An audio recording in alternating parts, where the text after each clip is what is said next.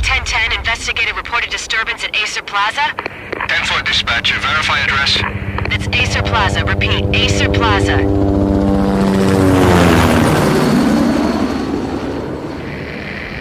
Shots fired on the rooftop. An assault in progress at Acer Plaza. Repeat, an assault in progress.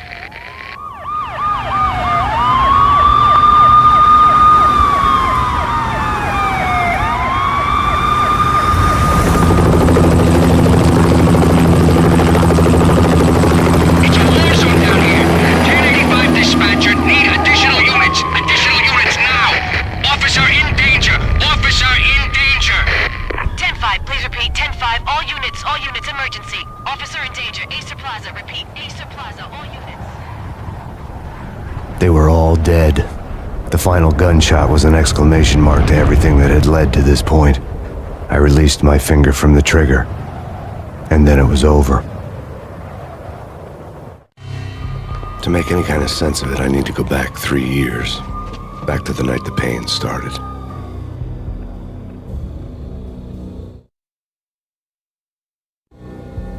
I was still on the force back then. NYPD, Manhattan, Midtown North Precinct, Hell's Kitchen. So when are you coming to work for me, Detective Payne? You'd make me work undercover in some hellhole. Sorry, Alex. Michelle and the baby come first. See? My last smoke. It's bad for the baby. That's you, Max. A regular Boy Scout. See, Alex. Still on for poker Thursday night, right?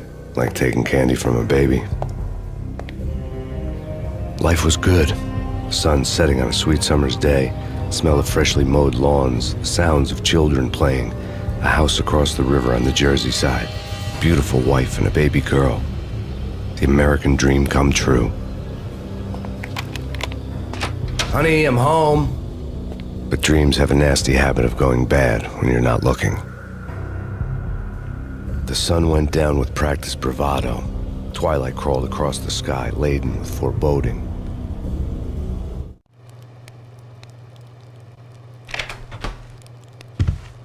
Michelle, honey, anybody home? I didn't like the way the show started. They'd give me the best seat in the house, front row center. What the hell?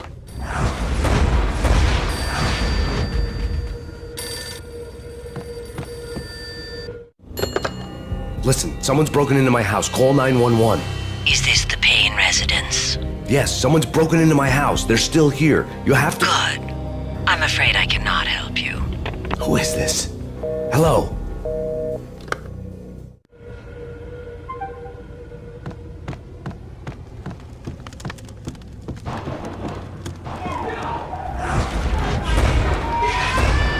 Michelle!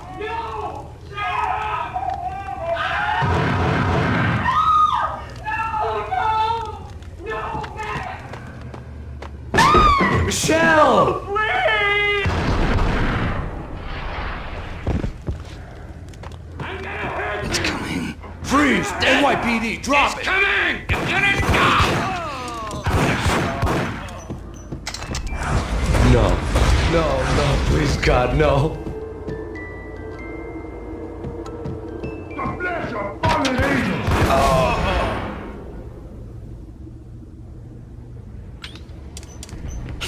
No, God, no, please, Michelle. Oh, baby.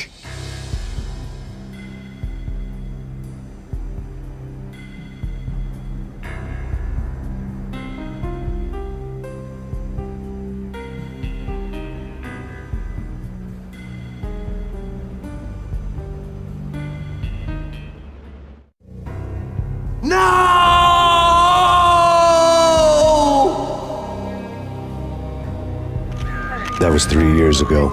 Everything ripped apart in a New York minute. The killer junkies had been high on a previously unknown designer drug, Valkyr, V.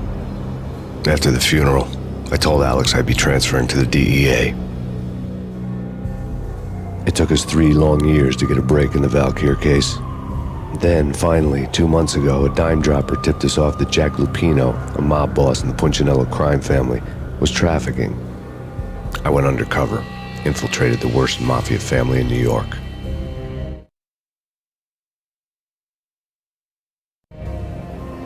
I came in from the cold and the dark. Outside, the city was a cruel monster.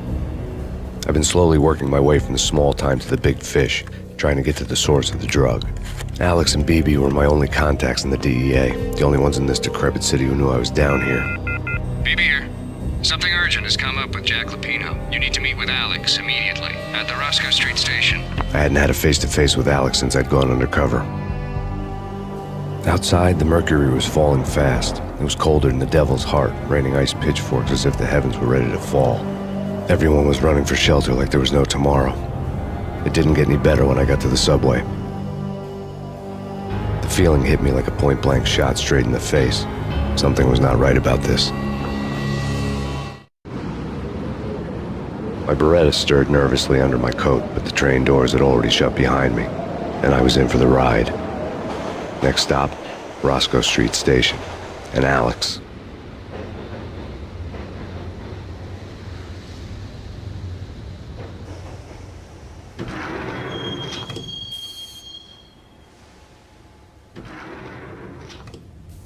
The station was drenched in gloom. Alex was a ghost, nowhere to be seen. I'd have to look for him.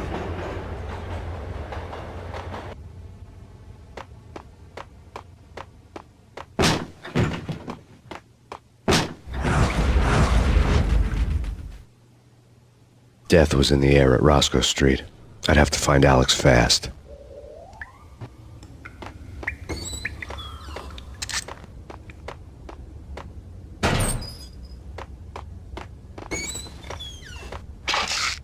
The pills would ease the pain.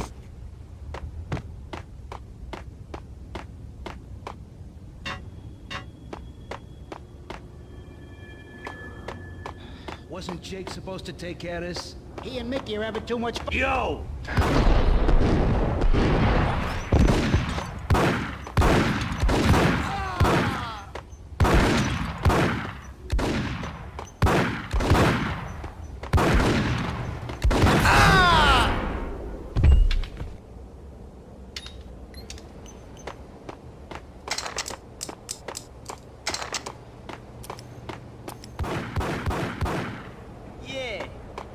Dead, all right. Hey, it's me, Top. Damn!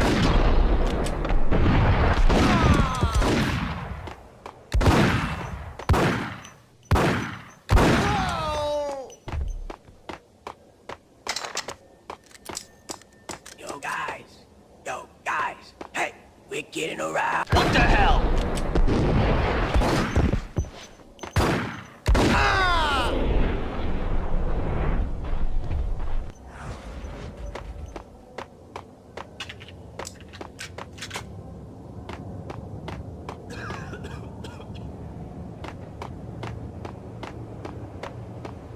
What the?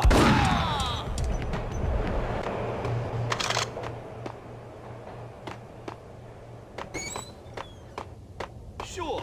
Yeah, really. Sure. Hey,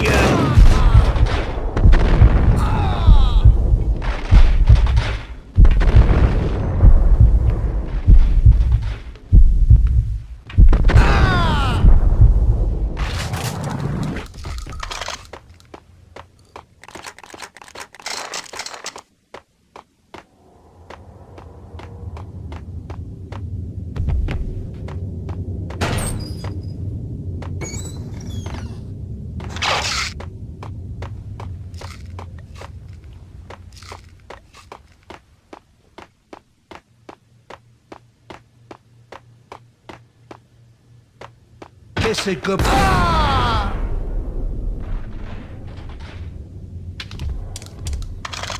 You saved me, man. What's going on here?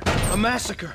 These armed thugs just appeared from nowhere. We need to get help. I can make the call from the control room 1 floor up. Can you take me there? Sure, sounds good. Follow me.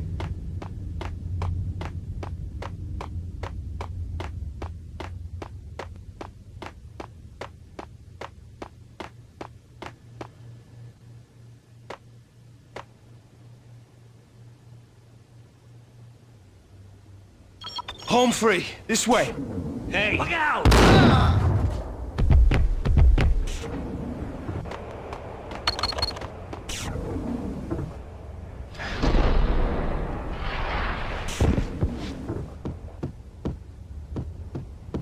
Gun him down!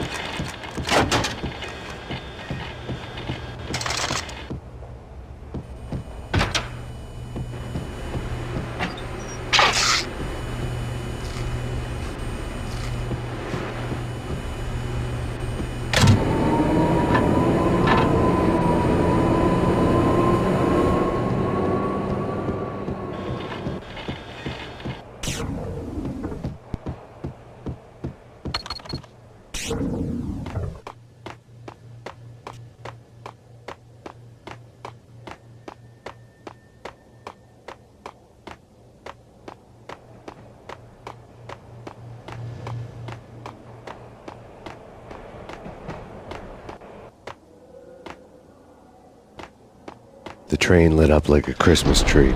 Power was back on.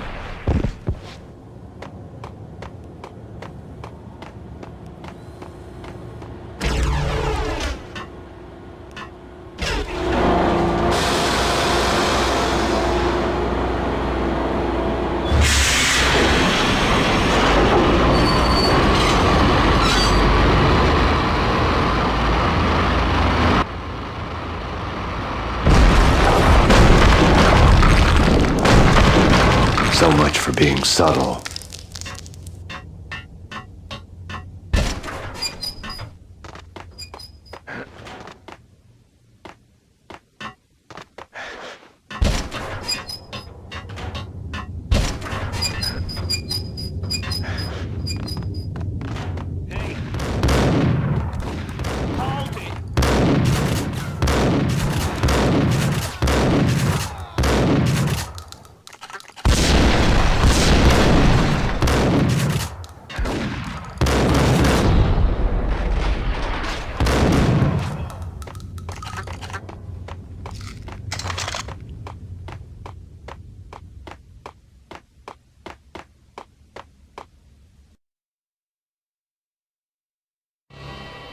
The rusty door led to an abandoned part of the station, closed off since the early 40s.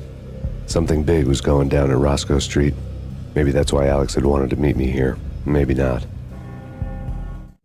One way or the other, I was gonna find out.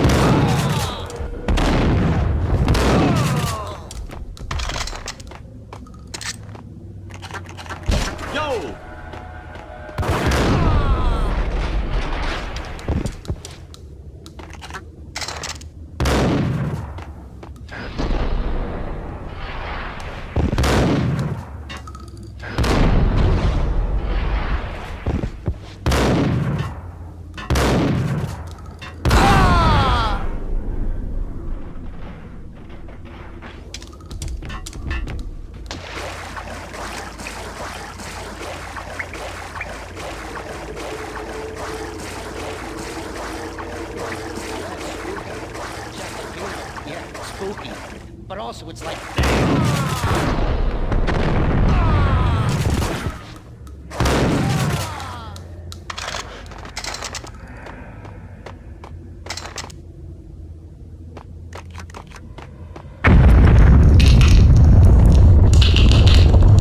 What the hell was that?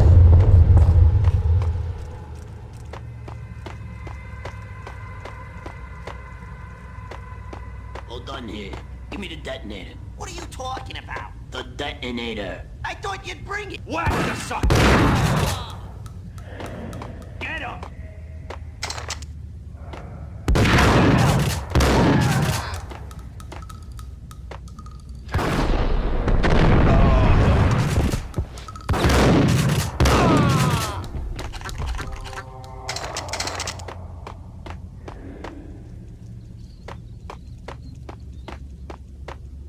Okay, fellas, the police are on their way. New York's finest are gonna be here soon. So stick to the plan. We've got our own...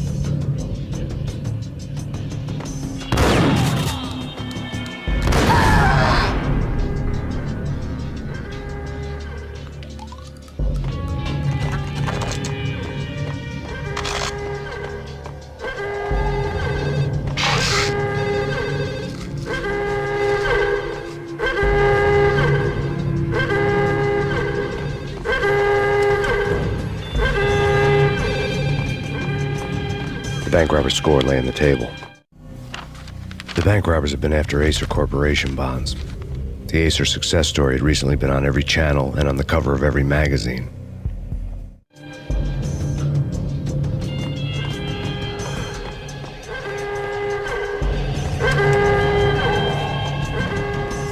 The bank robbers had left their tools on the table. Judging by the detonators, the crooks had bought enough explosives to send Lady Liberty into orbit.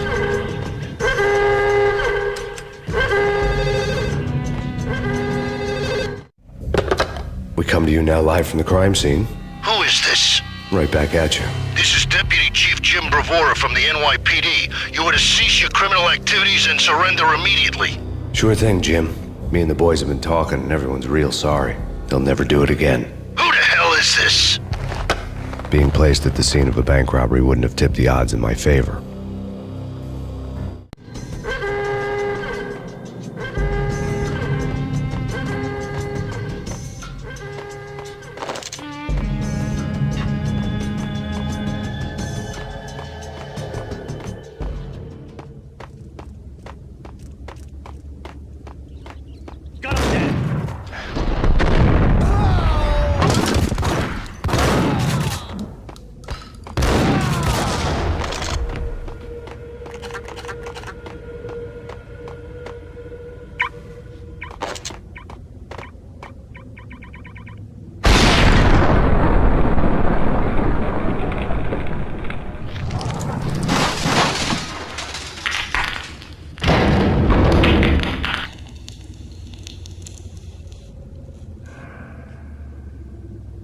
Hold it! Max! Jesus, you almost gave me a heart attack! I nearly shot you! Alex, I'm glad to see you. What the hell's going on? There are more corpses here than at the city morgue! It's an armed robbery. A tunnel job straight to the Roscoe Bank vault through the old station wall. Is this why... This is Lupino's gig? This is Lupino's doing? Lupino's men? Really? You sure know how to pick a place? Can you get through? No, it's locked. We gotta get out of here. If it's Lupino, it's... Alex? Alex! There was nothing I could do. He was dead. I could tell by the empty, accusing stare of his eyes.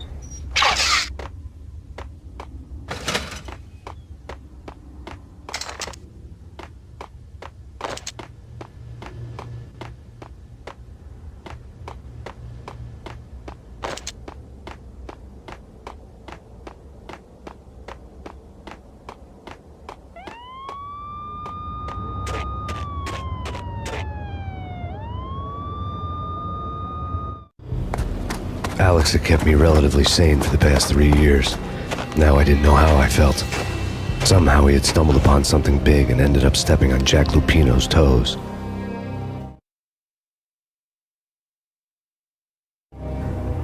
Lupino ran his racket of sex, drugs, and contract killings from a sleazy hotel in a slum block of tenements. The NYPD was closing in. I could hear the sirens. Their wail was a crescendo. Lupino thought he could get us by taking Alex out and leaving me to take the fall for it. All he had gotten was my attention. I went for the hotel first. It was a sad old thing with flickering lamps and faded colors, cheap mobster punks and tired-eyed prostitutes. I walked straight in, playing at Bogart, like I'd done 100 times before. The place was run by a couple of murdering mobsters with shark smiles. The Finito brothers. Ladies and gentlemen, it's the pain in the butt. Pain to the max. You're killing me. Did you make that up yourselves, or you get some wino downstairs to come up with it? Don't answer that. A rhetorical question. I got something for the boss. Lupino around? That kind of depends on who's asking. A friend or a junk squad plan. Don't answer. It's one of them, how do you put it, rhetorical questions. Lupino ain't here, but he said bye. Lupino wasn't in his cheap hotel. Instead, I ran into the Finito brothers. My cover had been blown. The door slammed shut behind me, and then I was dodging bullets like raindrops. Pain in the butt. Ha ha! Pain to the max. Junk squad kid. Got a ticket to Marble City for you. Worse than lying down.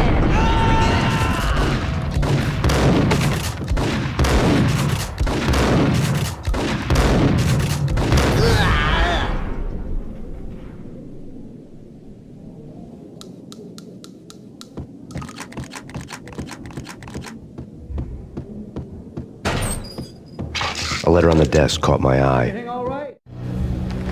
I had met Lupino only once. The gangster ran all his rackets through his right-hand man, Vinny Gognitti. Gognitti was a high-strung whiner on the verge of breaking apart, like an overamped Energizer bunny. He had the brains to run the business, but he lacked the balls, always falling short, taking his frustration out on underage addicts and call girls. The V deal goes down at your hotel. Jack's exact words, quote, "Vinny, you're in charge of this one," unquote. Rico Muerte's coming to see it through. Anything goes wrong and everybody's gonna get dead. Goes double for you. Treat this guy real good. Anything he wants, you give him. Don't screw this up or you're finito, finitos. A V deal meant added security, locked doors, and lots of nervous thugs with itchy trigger fingers. I'd seen nothing coming in, but that didn't mean it hadn't been there. Rico Muerte was a regular Kaiser Soze, a spook story told to keep the apes in line. 313. The Finitos had scribbled Muerte's room number on the note's margin. Bosses! Joey! Virgilio! You right in there? They're not answering. Call the others. Tell them to come quick. Okay, but we can't wait for them. We gotta go in now. Bosses! We're coming in!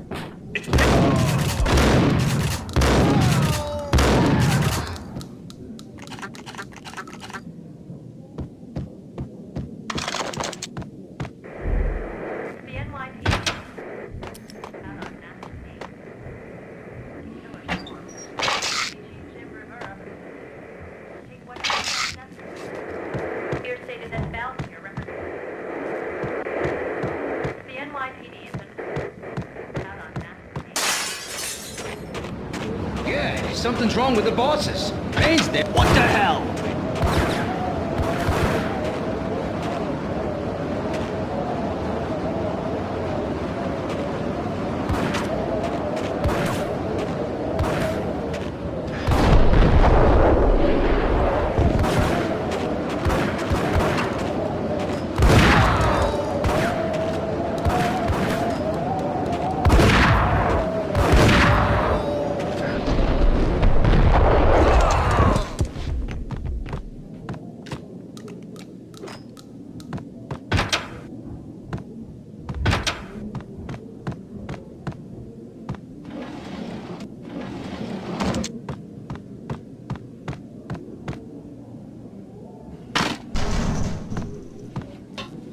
Hold it!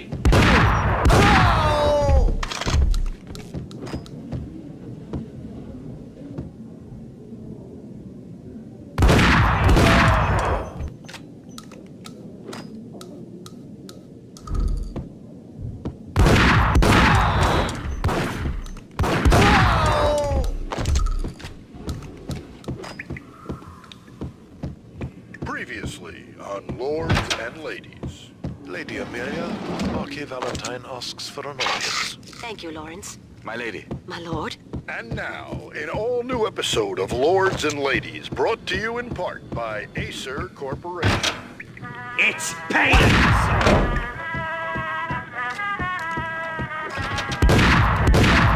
My lady. My lord. My lady, there is a matter of great importance I must bring to your attention. My lord, there is. Indeed, my lady, there is indeed. From the very first moment we met, upon that distant forest path, there is bright sunlight and the autumn leaves bloom the colors of your hair. Oh, my lord, you should not speak so. But my lady, I must. My lord, no. I forbid you. This cannot be. This must not be. Piece of crap! Get him! It is too dreadful. Do not force me to My lady, I beg of you, I must know. I would rather die. be dead for this my lord, I am your long-lost sister.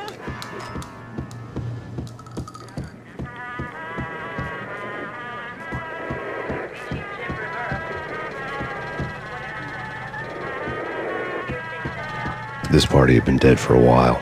I couldn't say I was sorry I'd missed the show. So tragic. Will they ever get together? V-head junkies could go off without a warning. I had to be careful. It's coming. Get him!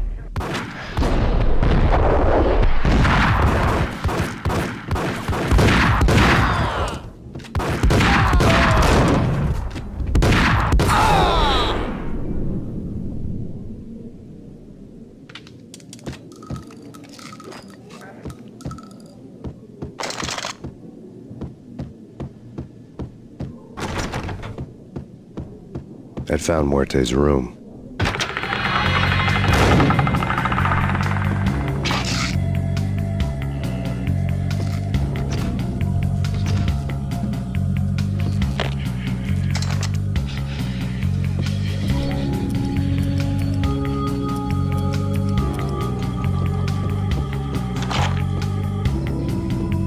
Muerte had received a letter.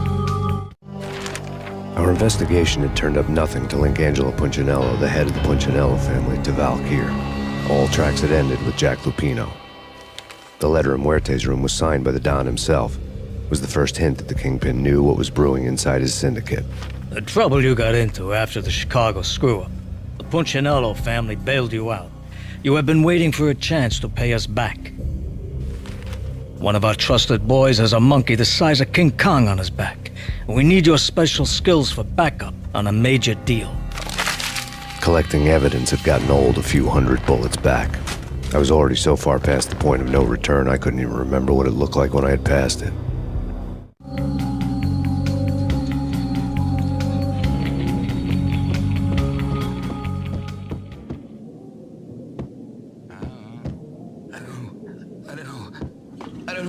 What the?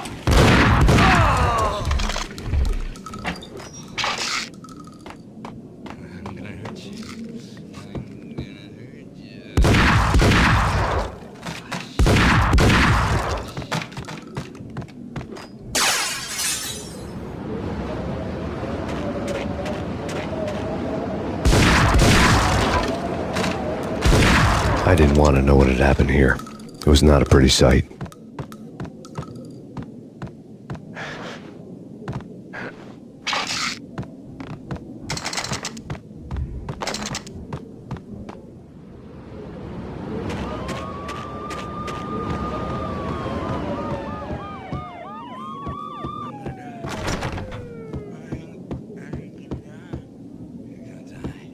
Sure.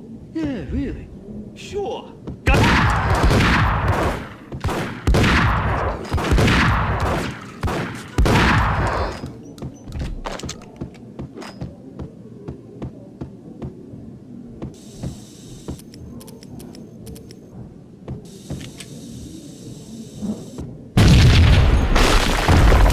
Yo! Told you. God damn! I thought it was a bomb for sure. Nah, the Russian wouldn't. This is...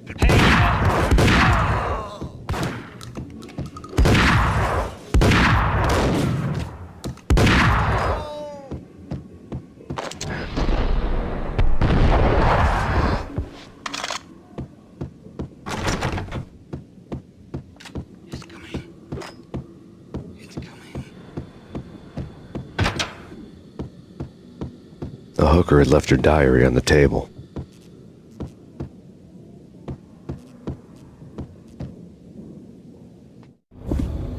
The diary belonged to a hooker named Candy Dawn. The read would have made a vice cop blush. Had talks with the mystery hag over the phone again. Sent her the latest One-Eyed Alfred tape. As long as the hag keeps paying for the tapes, the old man could come every day for all I care. She had a nice sideline, making secret X-rated flicks of her clients and selling them to the highest bidder. It would get her killed if her V-fix for the day didn't do it first.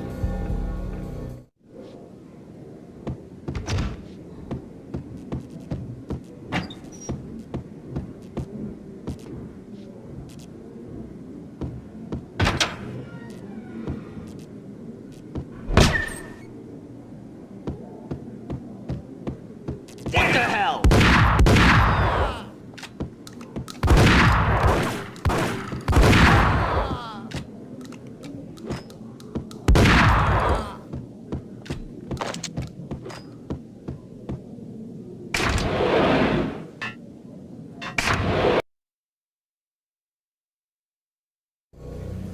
The old service elevator rumbled down to the bowels of Jack Lupino's hotel.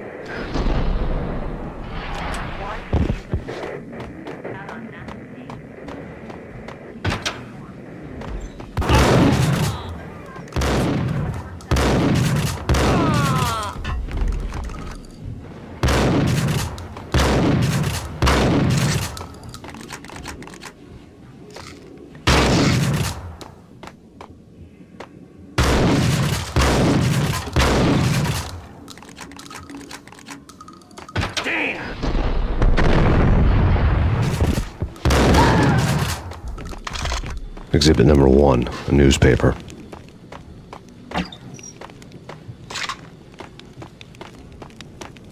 Take vampire movies. Why are they always set in LA or Mexico? Whack the sucker!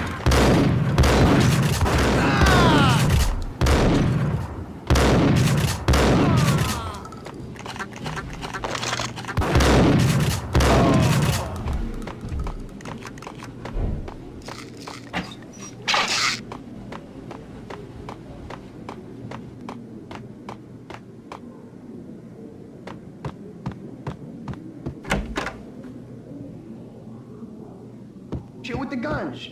Trust me, you don't want to piss Muerte off.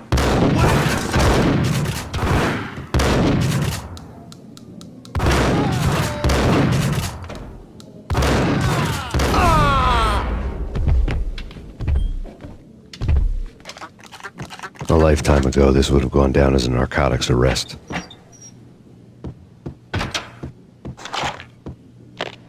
The transparent cylinders glowed green, full of Valkyr. It was dirty money. There was a key on the table.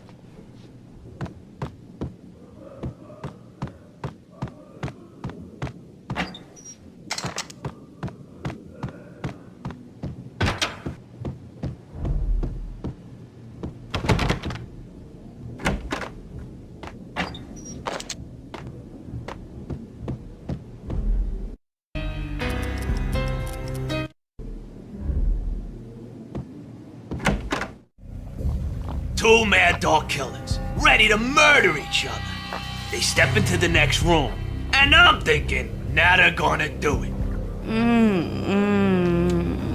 But no.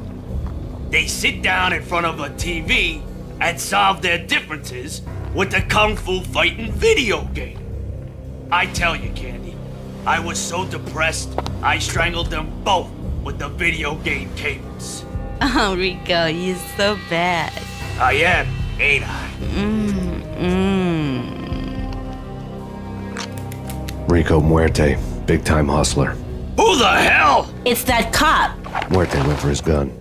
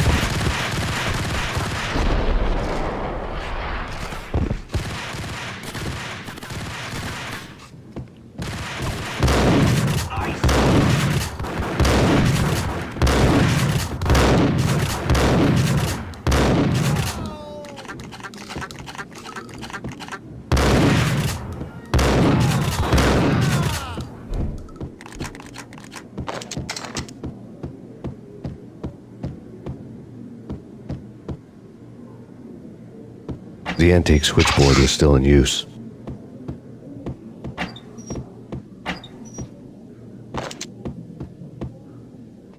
There was an old telephone switchboard in the back room of the reception area, the kind that made phone tapping child's play. It wasn't hard to picture a fat pimp sweating with headphones on, listening to his hookers talk dirty and fake orgasms over a web of party lines, the blood veins of New York. Right now, there was a different set of moans and groans going on.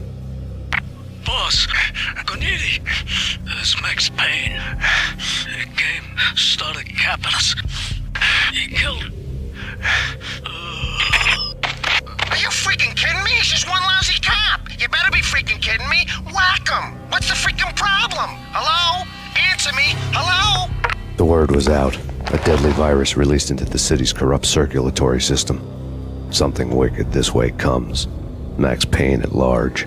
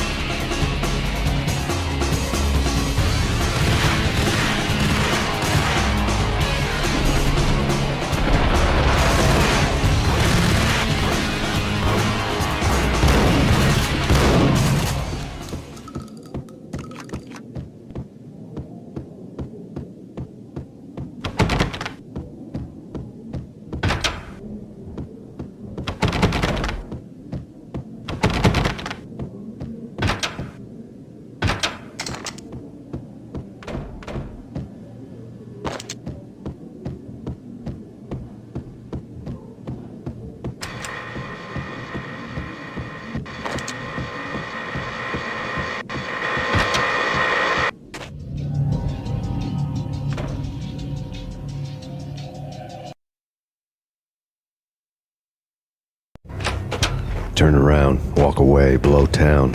That would have been the smart thing to do. Guess I wasn't that smart. Lupino's tenement buildings were a seedy hangout for all kinds of sleaze. A liquor store, a pawn shop, a laundromat full of mobster bookies and loan sharks. The list went on. The how and why of it was a mystery to me, but they knew I was a cop. They knew I was coming, and they were going to get real trigger happy about it. I got to see Lupino's hangout all lit up. A bomb went off, turning snow into liquid gold. A pillar of fire lifted the remains of a car straight up into the air. The flames were highlighted on the hood of a black Mercedes-Benz as it coasted down the street real slow, as if the driver didn't have a worry in the world. I got a good look at the man riding shotgun. It was Vladimir, the head of the local Russian mob, the fly in Don Punchinello's soup. The ringing in my ears was the sound of a mob war being waged.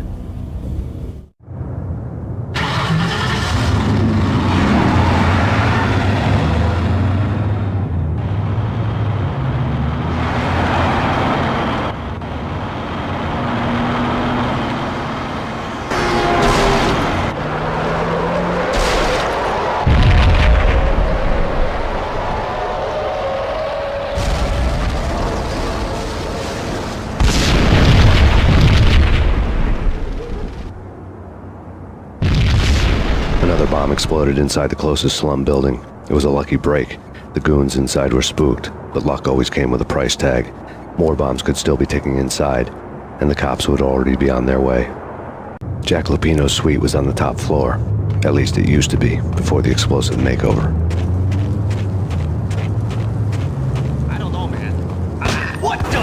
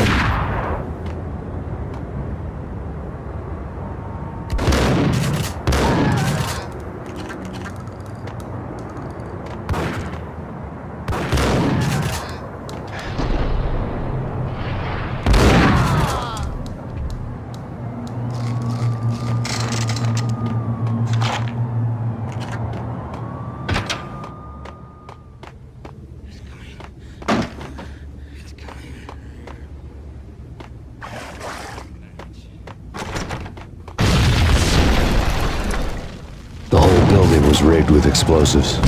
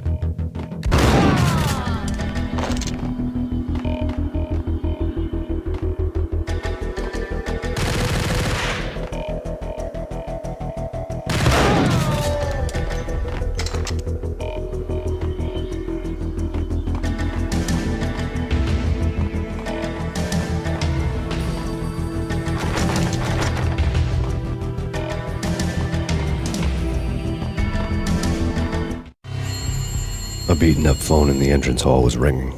It could have been just a junkie in need of a fix, but it turned out to be something more sinister than that. Am I speaking to Mr. Payne? Who wants to know? My name is Alfred Wooden. You must hurry. The police are on their way. Tell me something I don't know. They know you're there. How? And what's it to you? I will contact you again. The cops arrived, sirens singing in the off-key harmony of a manic-depressive choir. I had a few minutes while the SWAT team would go through their usual routine. By the time they busted in, I needed to be long gone. Max Payne, this is Deputy Chief Jim Bravura from the NYPD. Drop your weapons and come out with your hands above your head. True. You said it.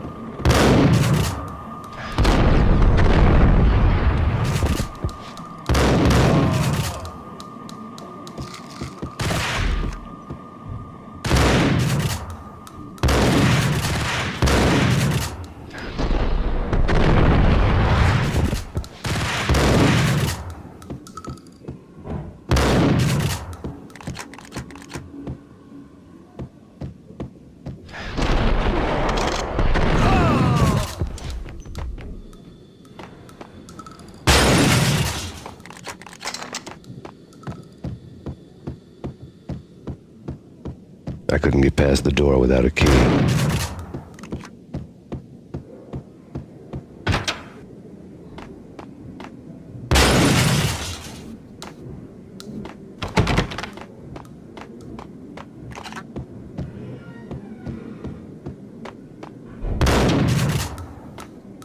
Someone had left a letter on the counter.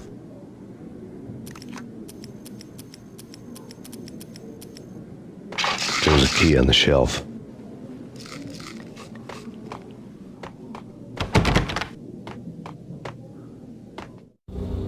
Suddenly it all made sense. The bombs, the Russian mob boss making an appearance in person. Gagniti was his usual self, all talk and no walk. After our hit, the Russian has only a couple of guns left and they can be bought. There's no freaking way he has the guts to try anything after that. As it turned out, the Russian had plenty of guts. One thing he could count on, you push a man too far and sooner or later he'd start pushing back. A gun! Max Payne, this is your final warning. Surrender or we'll be forced to take NYPD. Don't make us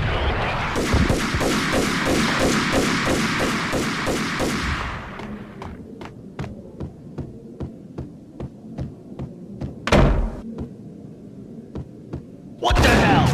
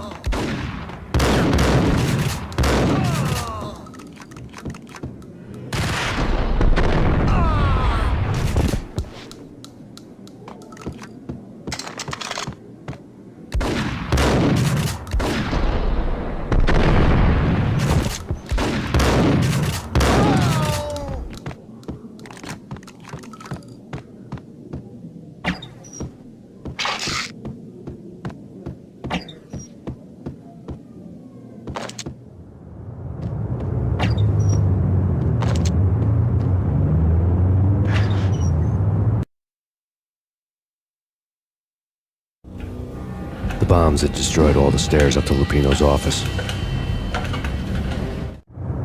The alternate route led there by way of adjoining rooftops.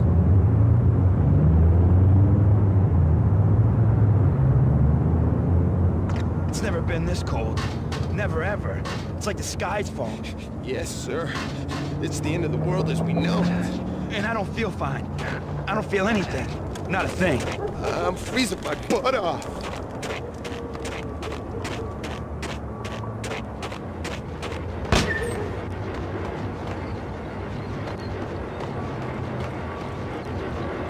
To get to the roof, I'd need to get to the elevator through the locked door up ahead.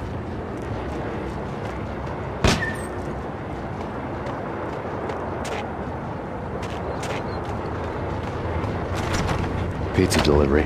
Never seen you before. Buzz off, Joker.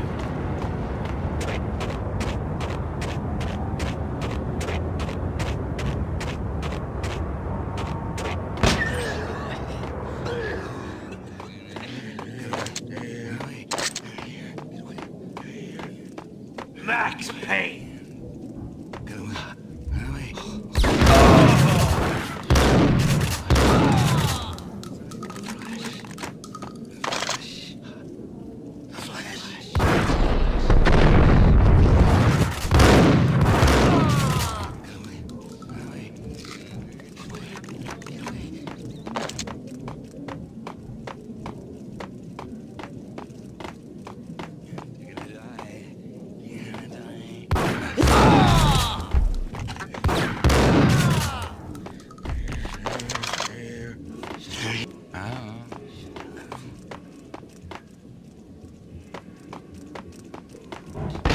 No, don't shoot. I... You know the clowns at the laundry? Me? No. You're no good to me then. What? No, the laundry, yeah. I know him, yeah. Give Get me in there. Okay.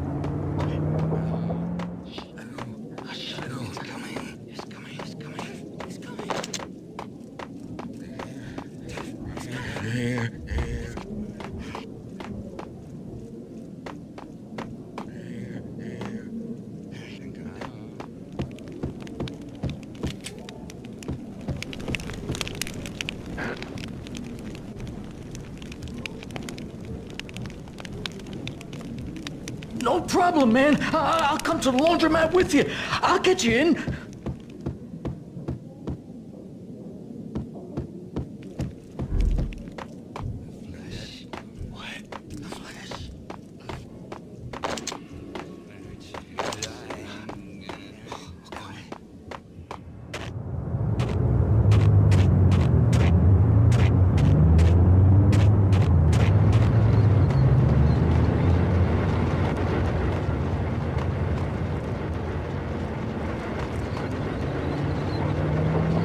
It's me. Open up. Let me in, quick. Not so fast. The password. John who? Come on. Oh, okay, John Woo. All right. Come right in. It's a trap! It's Payne! It's Payne!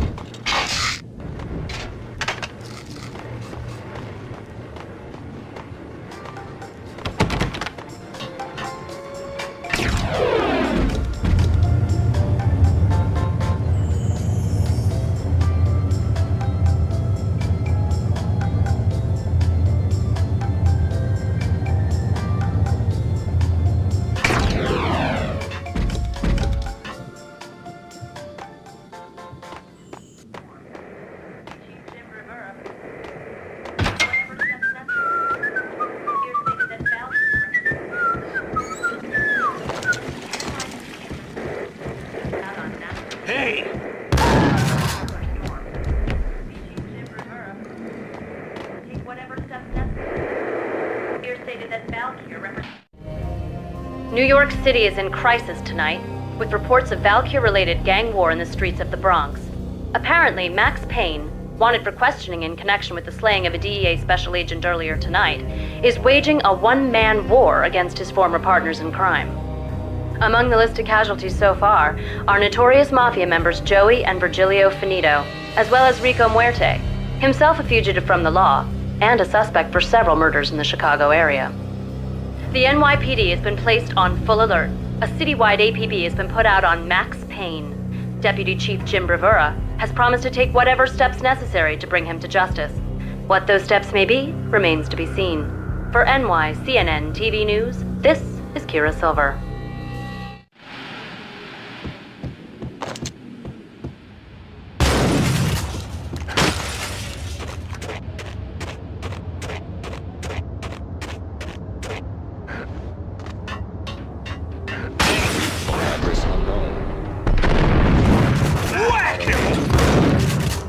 Last place that's where I always end up in. Only it's not me talking to the pink flamingo, but someone who looks the part down to the finest detail. Except that he's evil. I'm hiding in the shadows, watching it all unfold. The flamingo speaks. It says, that's here is our that television. Somehow I know this, just don't whisper it out.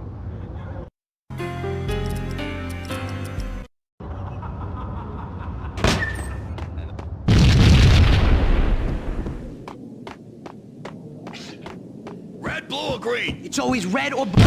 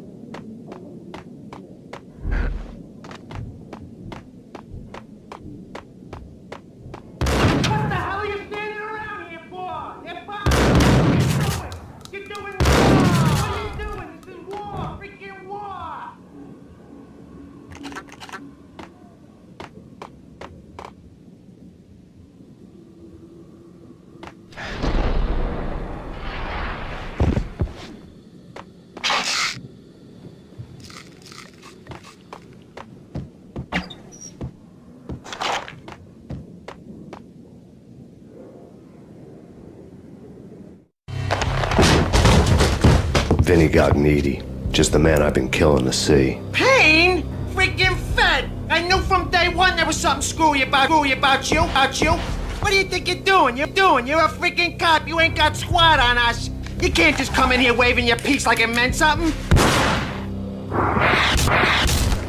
Yeah! Oh my God! Oh God, you shot me! You're dead, Payne! What the hell are you waiting for, you apes? Kill him! Kill him! With pleasure, boss. Gognitti bailed. I made like Chow Yun Fat.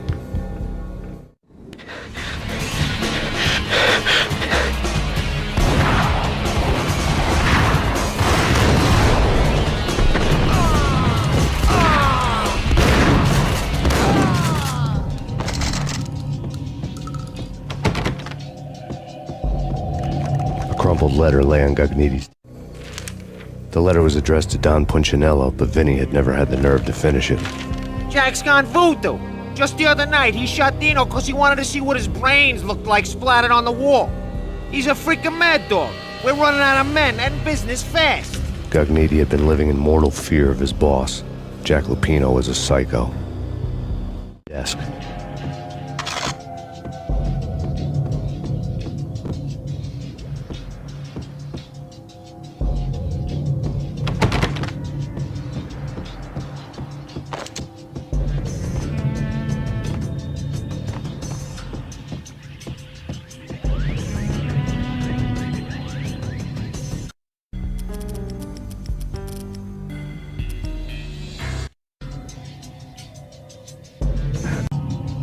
Vinny Gognitti was running scared. He could run, but with a bullet in his stomach like a broken bottle of Tabasco, he was quickly running out of time. He knew where his boss was, and I wanted to square things up with Jack Lupino. Cogniti would be moving fast. I don't know about angels, but it's fear that gives men wings.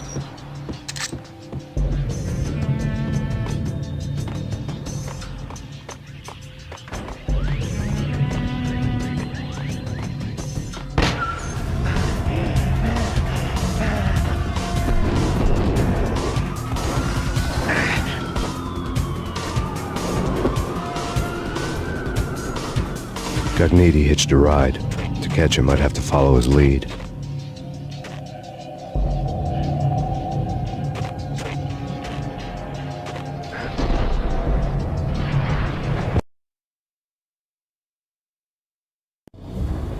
This was my second train ride of the night. The way it started didn't promise anything better than the last one. Freezing wind tearing at my face like sandpaper and razors, ice hard and slick under my hands and feet. And somewhere in the background, the wail of sirens, the city howling after me. New York sped by in fast forward. Dark rooftop water towers and a dead forest of antennas and chimneys, all a blur. When the train he was riding slowed down, Cogniti made his move.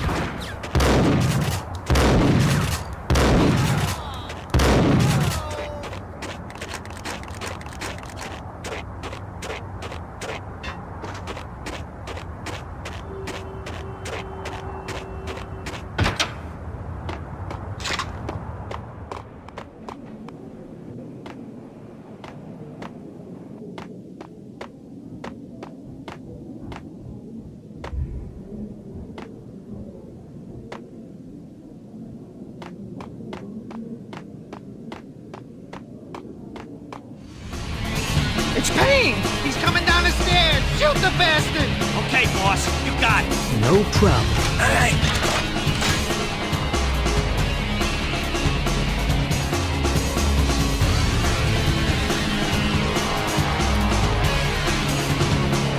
Hold it!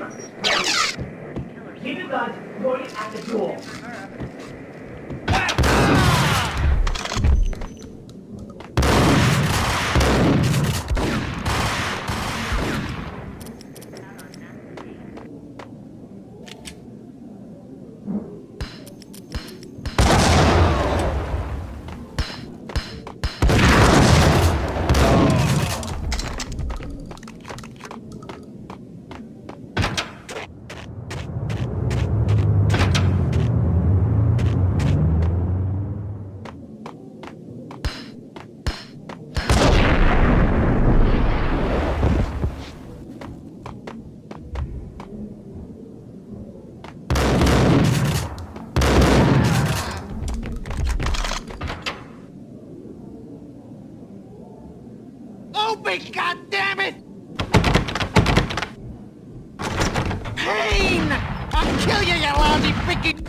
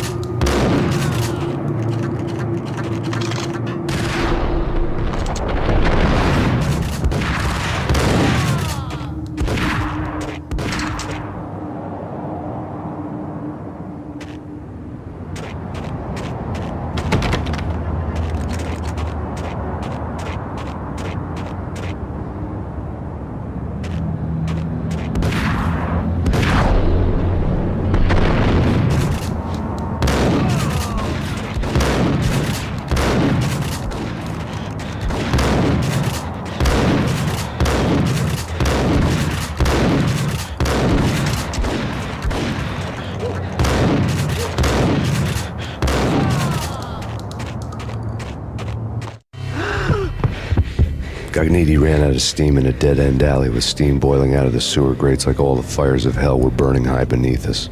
It was shakedown time. Where's Lupino? Screw you! Bad start, Vinny. Ah! Police brutality! I rate pretty high on that. You can't just hurt me in cold blood? Just keep telling yourself that. Listen good, Candyman. I'm not gonna be anybody's fall guy. I want to know where your boss is hiding. There was no glory in this. I hadn't asked for this crap. Trouble had come to me in big dark swarms. The good and the just were like gold dust in the city. I had no illusions. I was not one of them. I was no hero. Just me and the gun and the crook. My options had decreased to a singular course. I'll tell you, just don't hurt me no more. Lupino's at Ragnarok, the nightclub. Book me, take me in, hold me to the freaking jail, just don't hurt me. Your rights will be read at your funeral.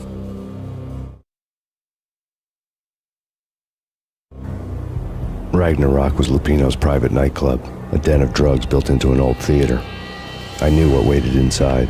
V-head junkies ready to explode in random acts of senseless violence, and Lupino's goon squad, the worst stone-cold killers this side of hell. Ragnarok was as inviting as a headache, flickering and flashing to a machine gun beat. The belly of the nightclub was a gothic theme park that began with bondage games and led to the nasty stuff from there. As subtle with its dark message as a cop killer bullet through the heart, like father, like son, just like Jack Lupino.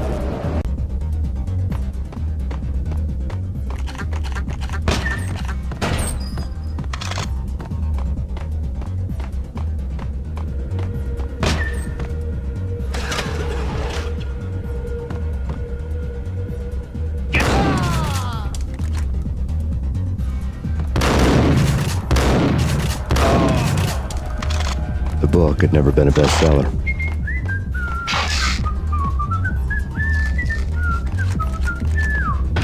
There he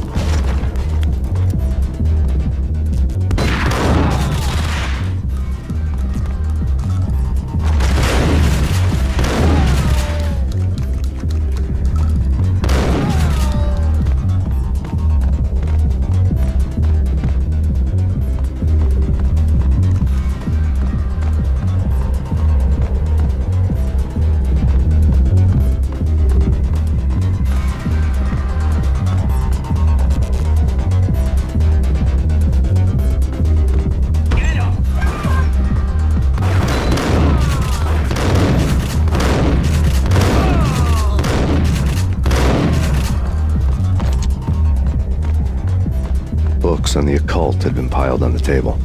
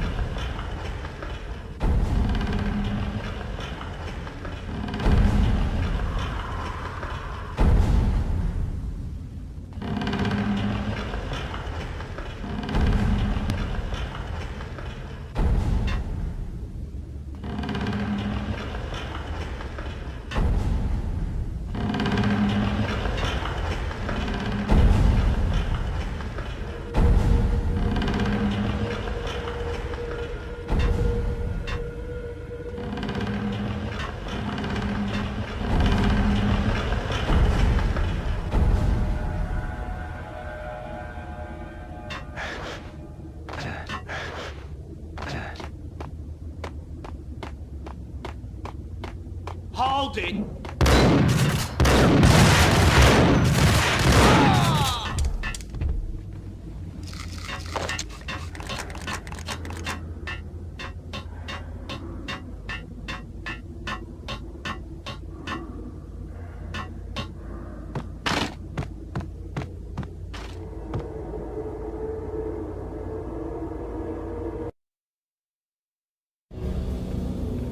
The backstage area led to Lupino's inner sanctum.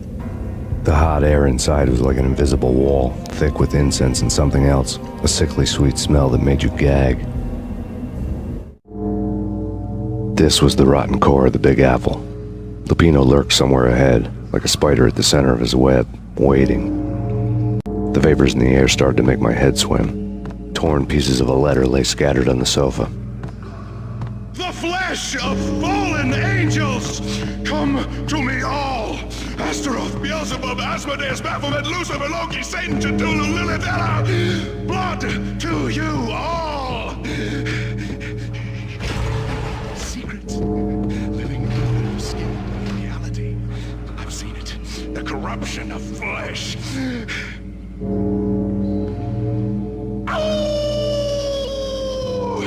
I'm the wolf! Yeah! I am the wolf! It's close. It's coming. You have come. A witness to the end of time. It's now! I will rise to her side! I don't need the words! I'm beyond the words!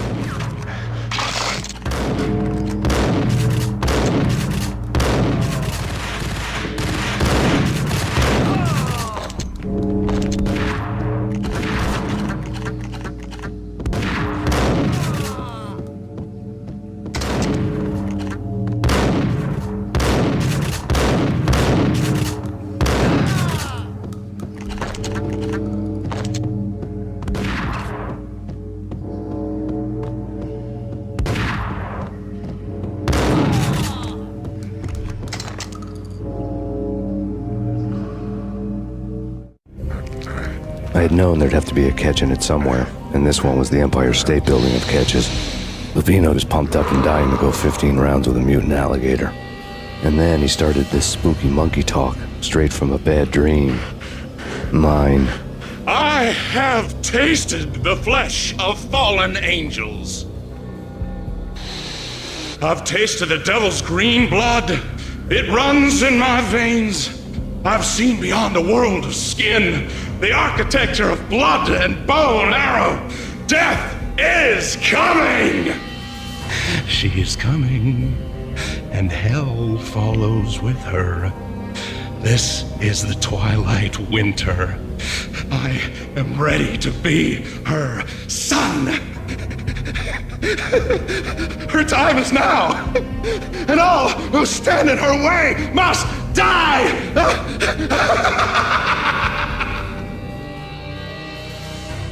Die! You'll die! You'll die! Now! All die! Oh!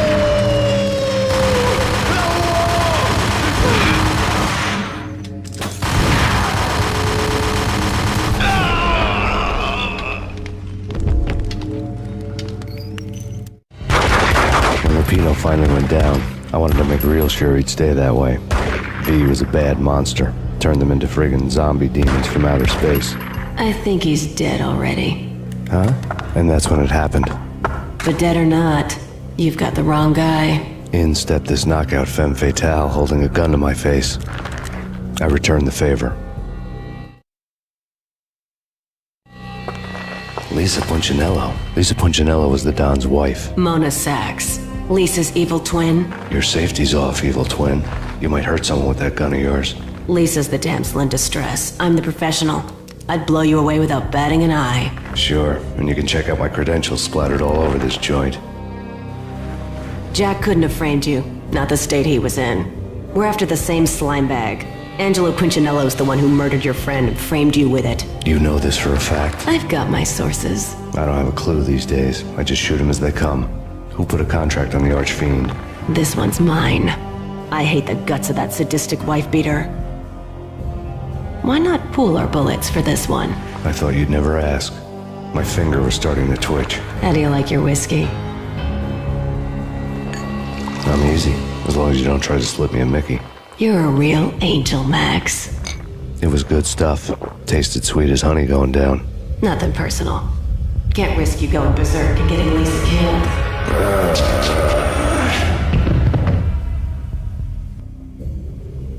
The nightmare was always the same. Violent shapes moving in darkness, old and ugly. The killer's mad laughter was a riddle filled with wicked innuendo.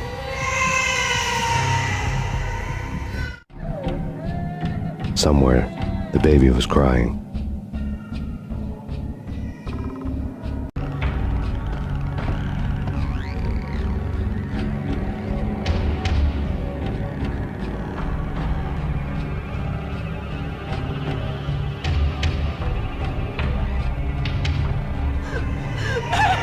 No, please, Max! Why? I didn't mean to. I'm sorry.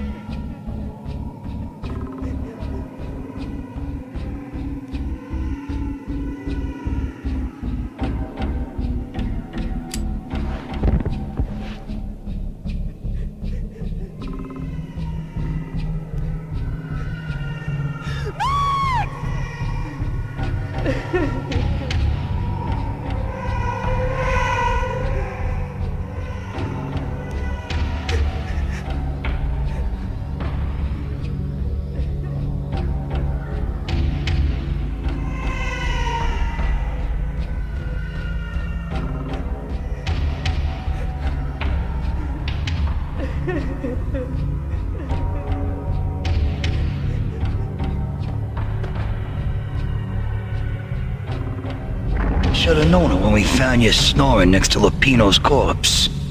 A comedian, huh? The pictures were filled with good old times.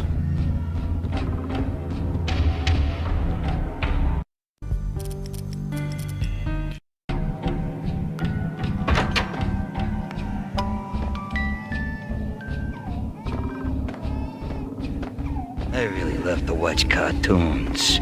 Captain Baseball Bat Boy's my favorite.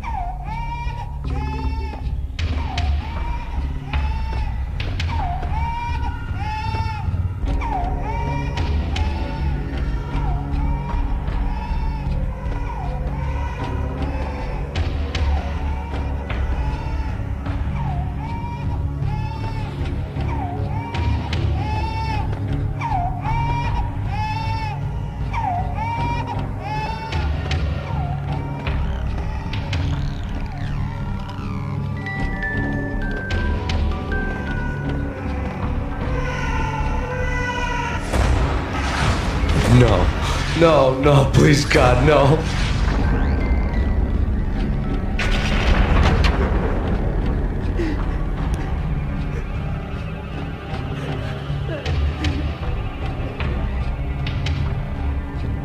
Slice them, dice them, shoot them full of holes, blow them to bits, vaporize them, disintegrate them. No matter what you do, they'll still be back, good as new. Michelle's diary lay on the table. Max, no, please, Max. Why? I didn't mean to. I'm sorry.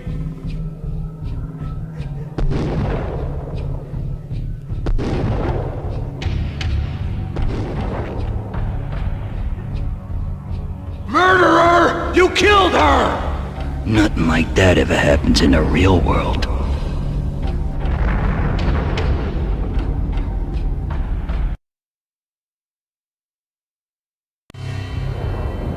I woke up in a bad dream. My head felt 2 sizes too small for my brain. Max Payne. I envy your name. And the killer was smiling. Pleased to meet you. I'm Frankie the Bat Niagara. Niagara, as in you cry a lot? He had a baseball bat and I was tied to a chair. Pissing him off was the smart thing to do.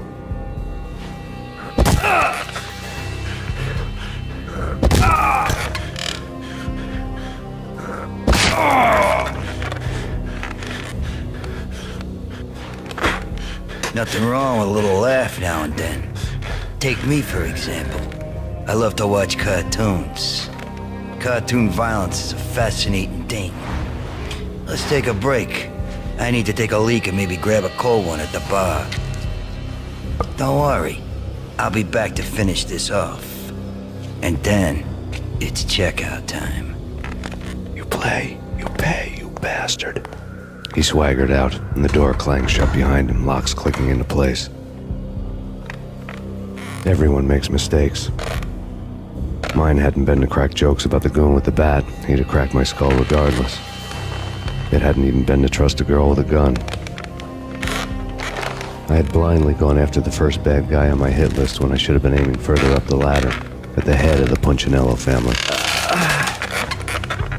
I couldn't bring myself to be pissed at Mona.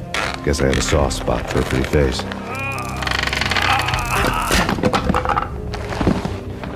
But when somebody decides to play baseball with your head, you tend to get sore.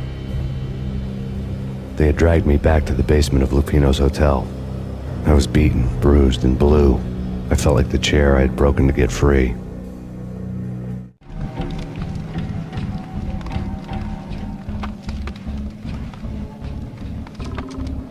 All I had was Niagara's bat, sticky with my own blood. Without a gun, I'd be no match for Frankie's men. I'd have to play hide and seek with them.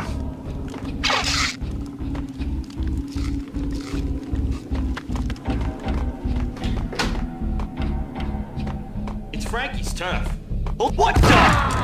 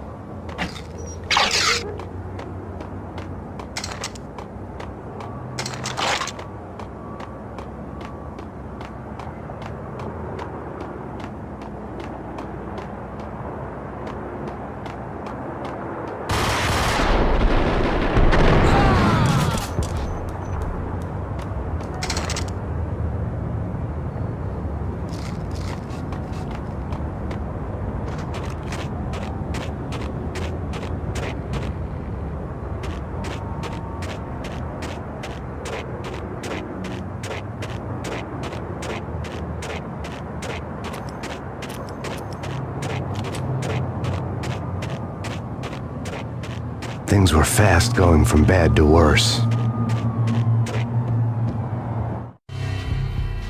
The men in blue had come and gone. They had decorated the place with chalk outlines and tied it together with yellow tape. The cops who had stayed behind were dead. Frankie, his boys, and I had the place all for ourselves.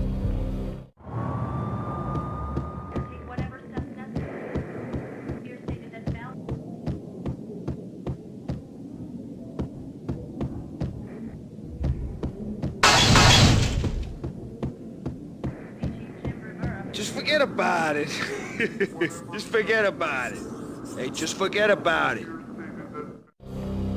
That crazy witch, you should have heard her. She was a real scream when the boys caught her trying to cap the Don. Oh, that's friggin' bad. To the trio? That's even worse than what Frankie's doing to that poor bastard downstairs. She's gonna take a long time to die. The mobster muscle on the phone was talking about Mona. Punchinello's trio were nothing but bad news. There he is!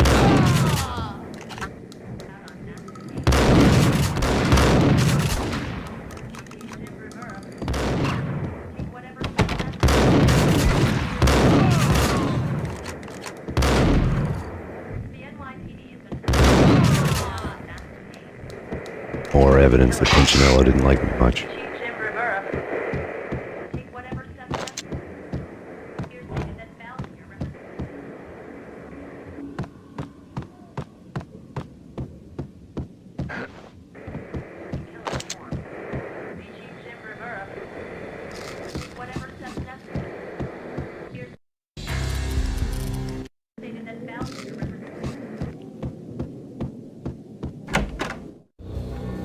The hotel. Fine by me.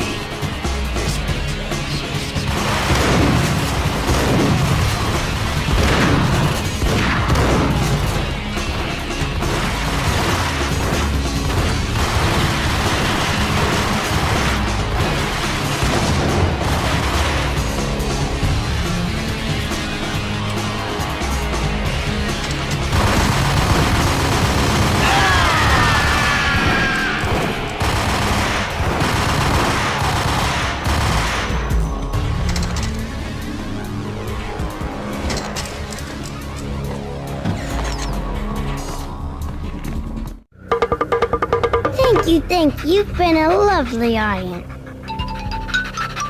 Had enough? I don't play with girls anyway. Unfair! I spotted the tail as soon as I left the hotel. A big black Mercedes. I'd seen the car before. That time it had heralded impressive explosions. Vladimir was back. Bang! You're dead, Max Payne. I might have laughed if I remembered how. What's this supposed to be? Cops and robbers? Look, you want something with me? Get in line. Peace, man. Relax. You know you are a real news item. Armed and dangerous. I am going to make you an offer you can't refuse. I've always wanted to say that. It's a bum rap. I've been framed. Well, that's a moot point. Whatever you did or did not do, I'm sure you had good reason for doing it. Want to hear me out? I'm listening.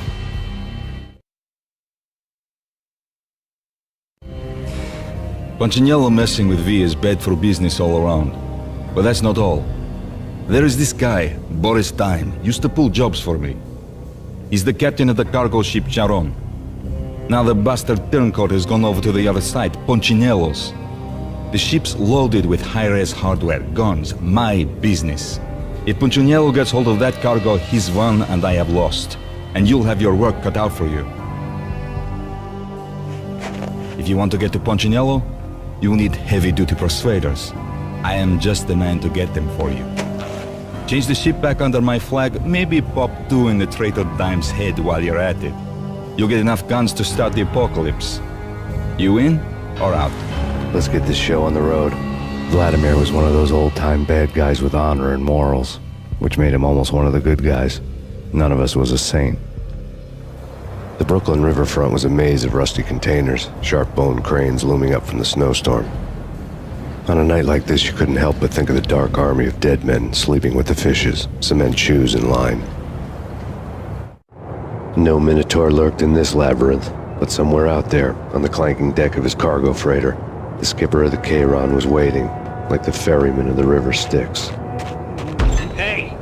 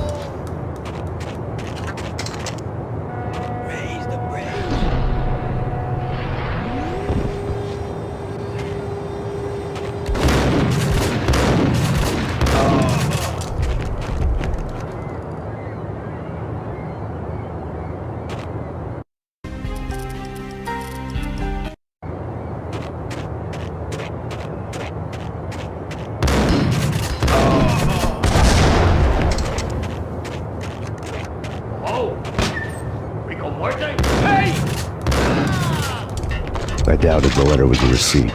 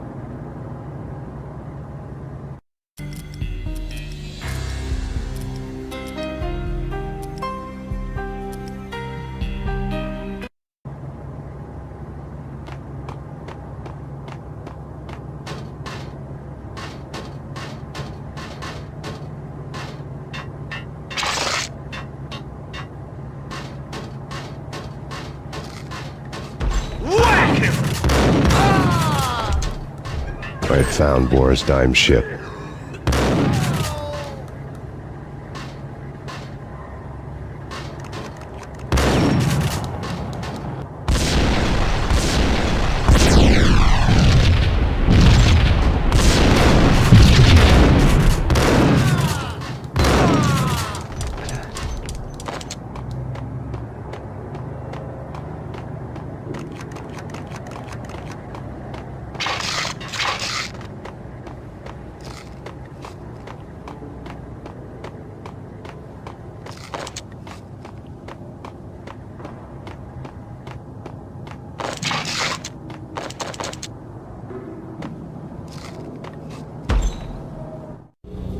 Rust had crept over the sides of the cargo steamer a long time ago.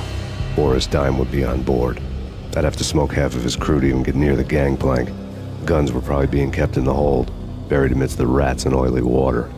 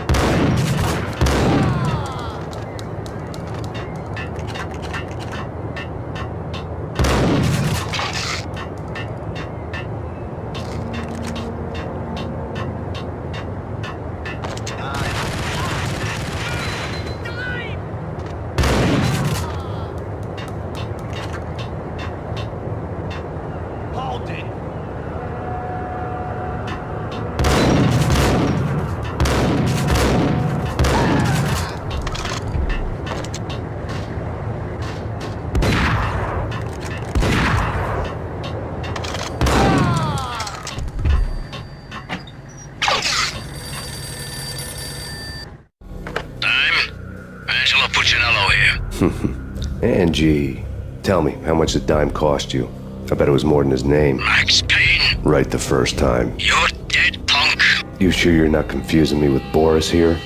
But you are right, of course. Pretty soon we should get together and have a talk. You son of a... Pissing Punchinello off was a dangerous game, but when people get mad, they make mistakes. I should know. That's where I wanted Punchinello, mad enough to trip over his own feet, preferably into a grave.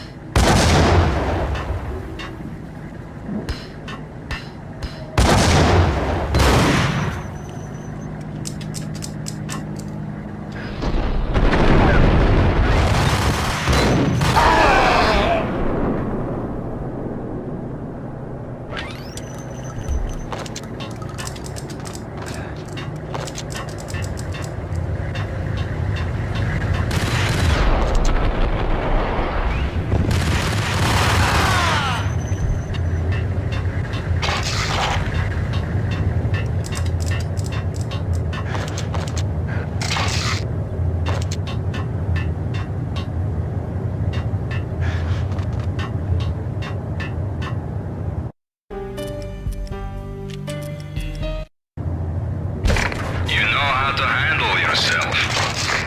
Anybody who says different is calling me a liar. Glad to meet you here. Collect all the guns and ammo you want. Meet me on the bridge afterwards.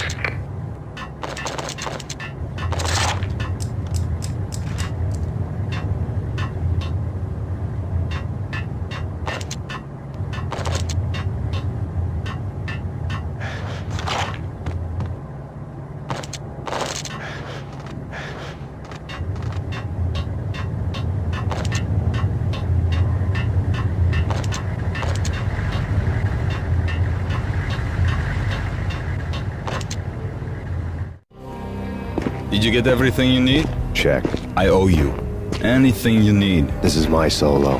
When I'm through, Punchinello won't be anybody's problem anymore. Clear as vodka. But anytime you get between a rock and a hard place, just whistle. This could be the beginning of a beautiful friendship. You really get a bang out of this big-time gangster act, don't you?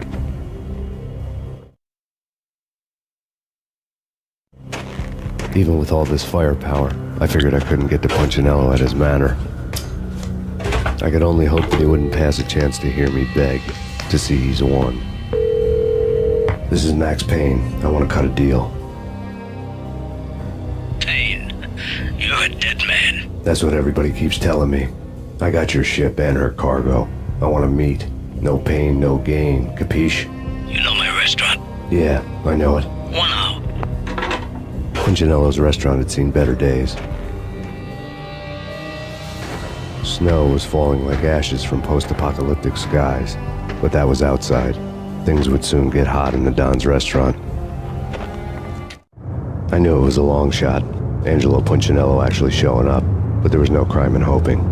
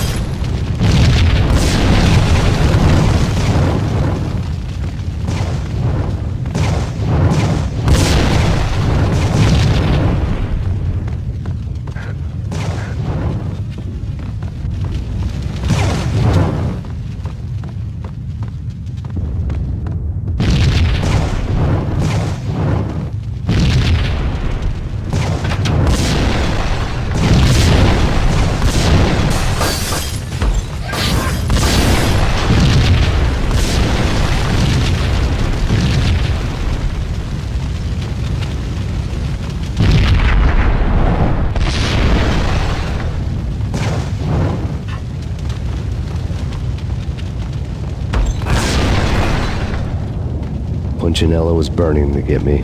The feeling was mutual. He was trying to put out my flames with gasoline.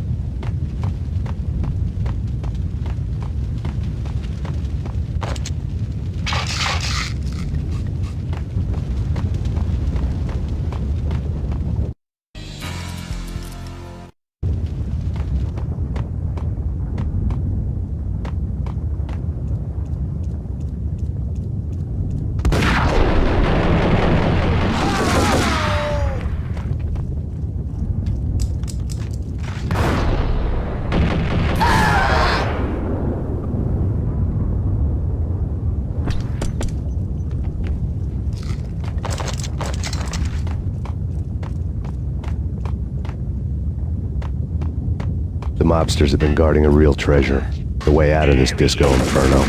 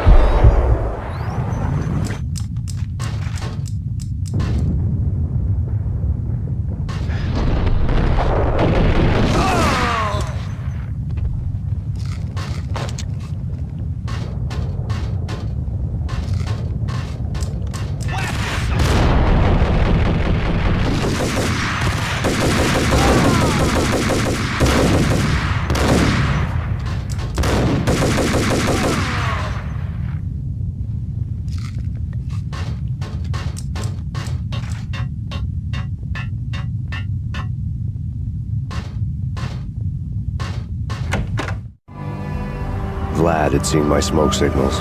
The Mercedes was revving to go, almost drowning out the banshee wail of the sirens.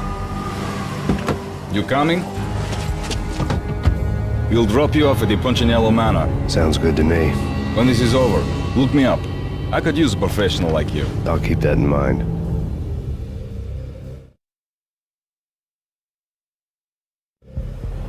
The night groaned with cold.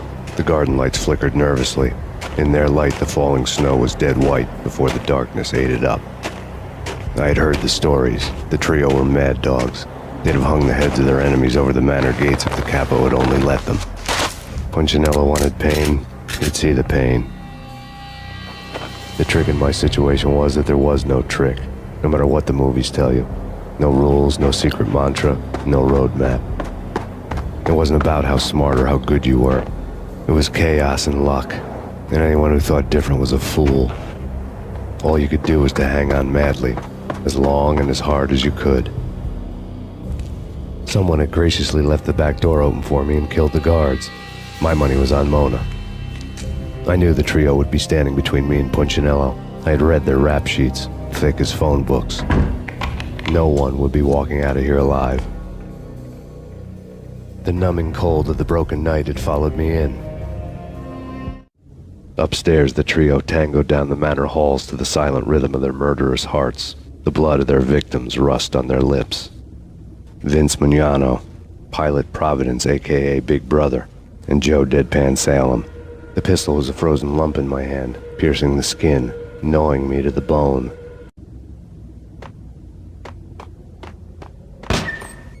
In death, someone hadn't enjoyed the Don's hospitality. Someone with a flair for the dramatic. Someone who had let herself out of a locked cell and past a couple of armed guards. My thoughts were on Mona again. I could only hope she was a good enough gambler to walk away while she was still winning, before she'd run into the trio. The thug had been promoted to messenger.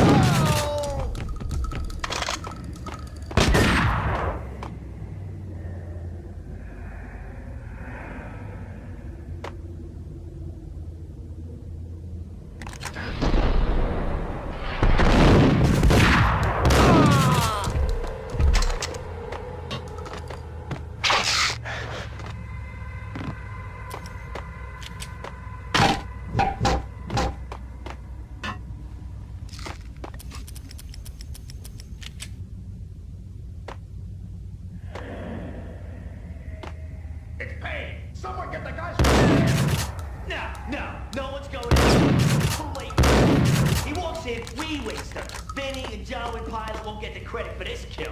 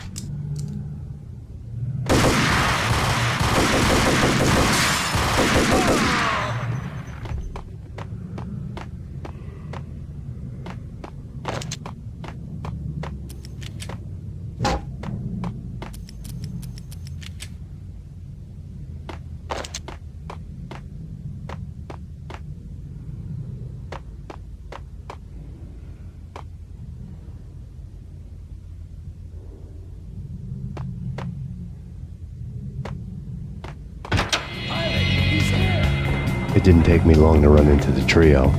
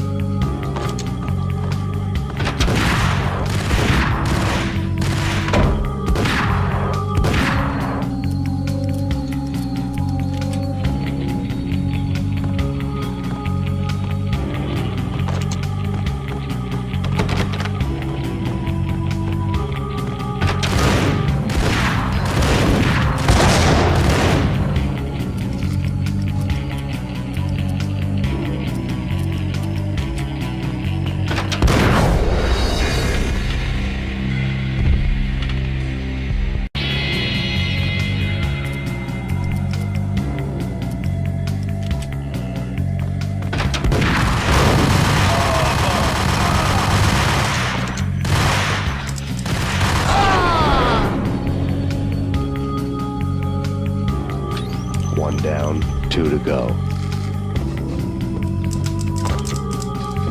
What the hell?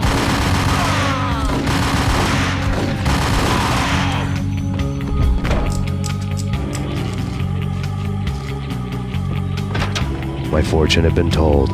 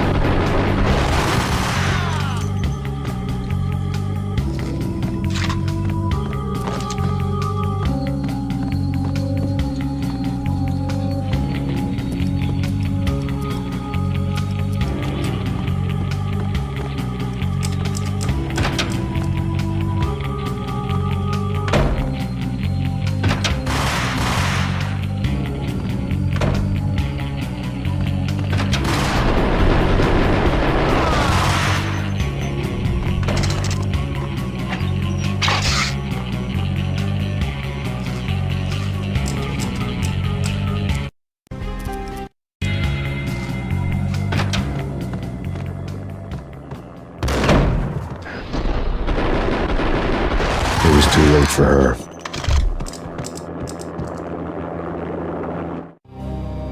You're a real angel, Max. I couldn't tell whether it was Mona or her sister. The body was a mess. The sick bastard had really gotten a kick out of it. Seeing her lying there got me thinking about another woman's body on another bed. Got me thinking about a fallen cradle.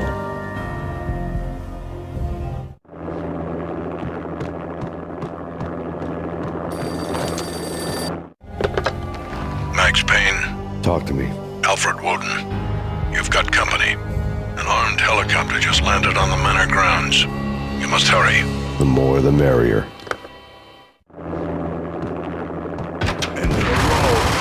Vince Mugliano.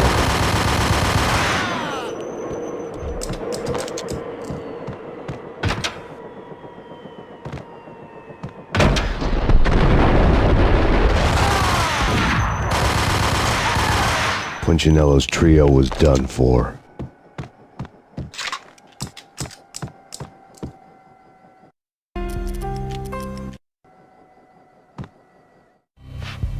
Outside my door. Hurry. He's coming for me. You gotta hurry. Please. I could hear Punchinello on the phone begging for help. He should have been saying his goodbyes. Punchinello was a pushover. The moment I stepped into the room, he folded like a deuce before a royal flush. No, wait. I was just doing what I was told. I couldn't refuse. She's someone high up. Government, maybe. I don't know. He was trying to buy more sand for his hourglass. I wasn't selling any. No, I told him not to.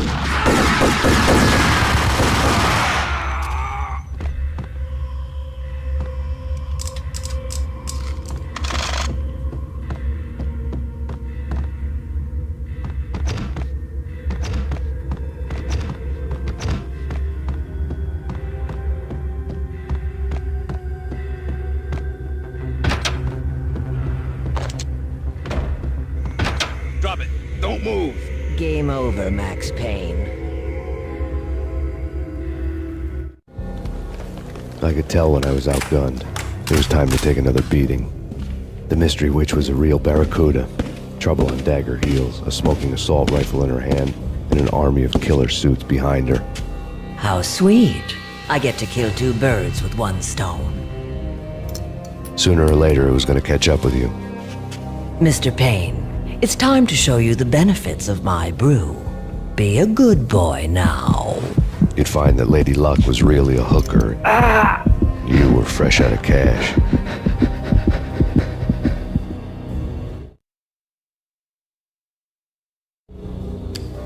Gentlemen, we're done here. Take me to Cold Steel. She had just given me an OD of Valkyr. I could feel green fire eating my brains. They turned to steam. They did a fade on me. I'd never had a chance. The witch had got me just as sure as if she put a gun to my head and pulled the trigger. The shadows rushed me, bruised mugshot faces hungry for revenge. They knew my weak spots and closed in for the kill. The floor turned into a vortex of green blood. I fell. The flesh of fallen angels.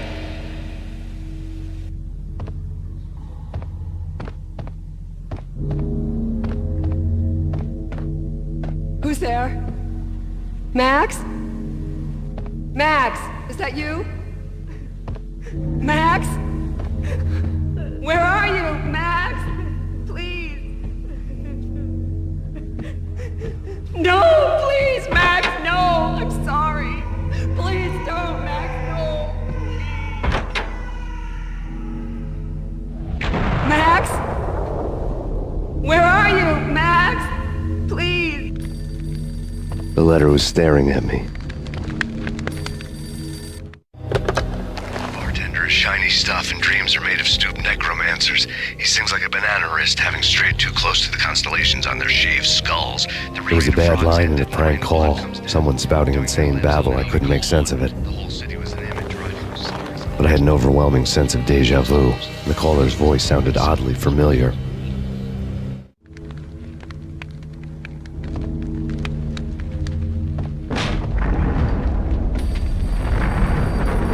weird piece of paper looked dangerous. Don't lose it. It's Valk here. The drug. Snap out of it. Try to remember. It was a bad line in a prank call. Someone spouting insane babble. I couldn't make sense of it. But I had an overwhelming sense of deja vu, and the caller's voice sounded oddly familiar.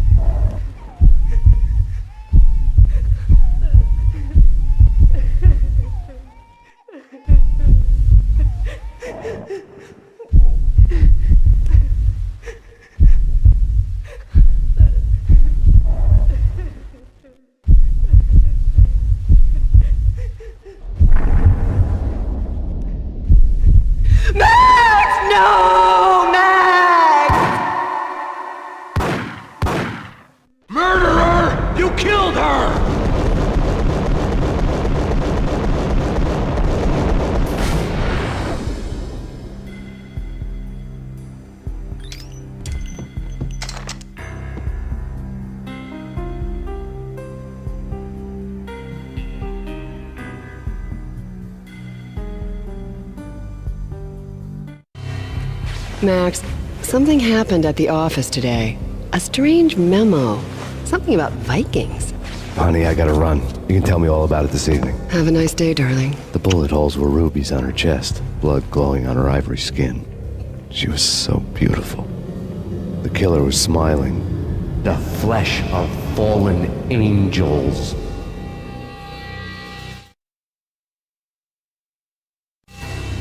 Slowly, the green nightmare faded, leaving dark stains on my soul that would never come off. I felt like flatlining. I was all shook up.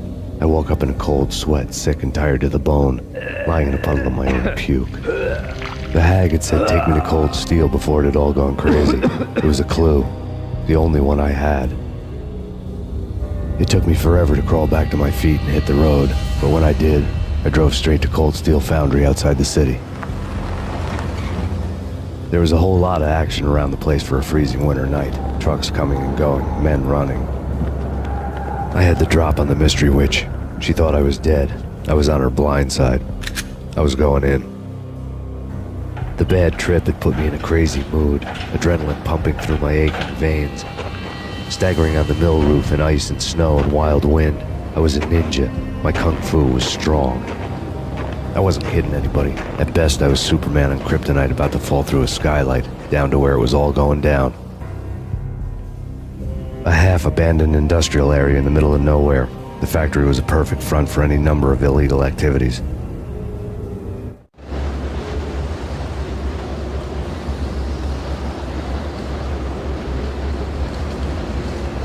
In the belly of the plant, molten metal boiled and bubbled like a witch's brew.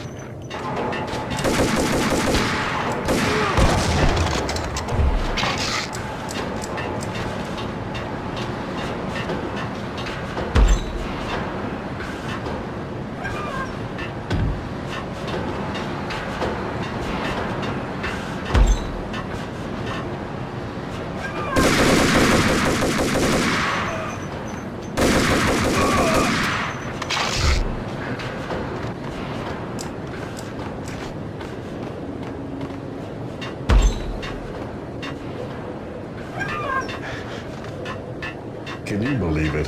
How about they sleep with their rifle? In pursuit of the intruder.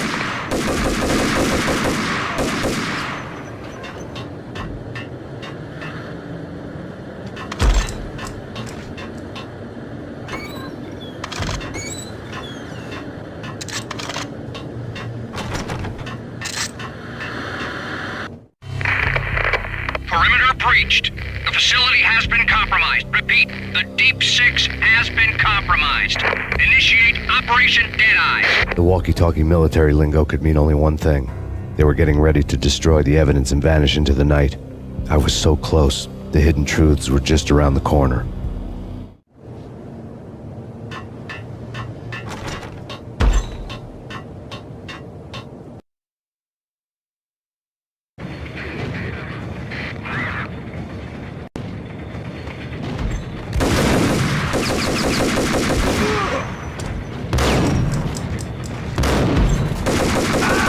The folder on the table told a grim tale.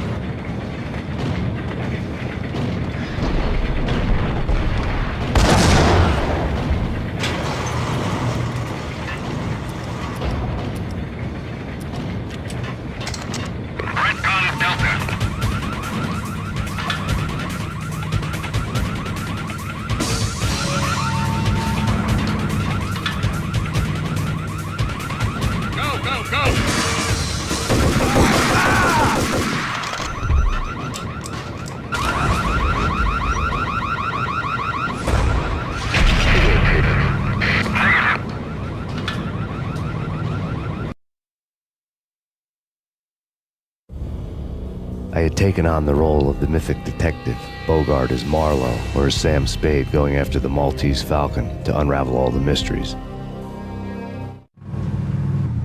Following a path of clues to that final revelation, even if it would take me down to the cold, cavernous depths of a grave.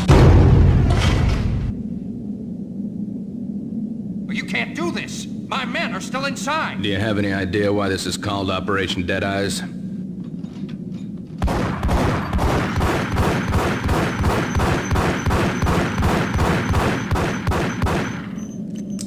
I think he's dead already. Let's do it.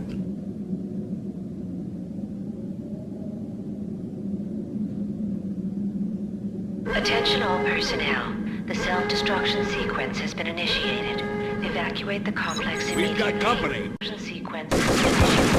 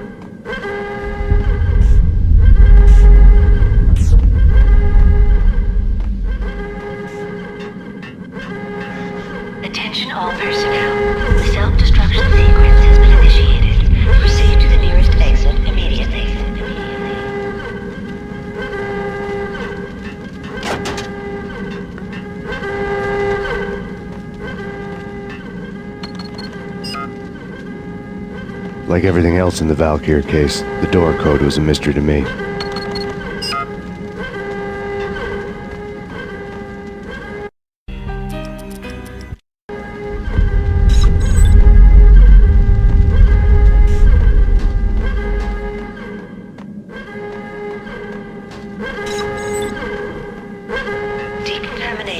The chemist had been using the workstation when he died. The half-life of the lab rat had ended online, his password blinking on the screen. 665, the neighbor of the beast.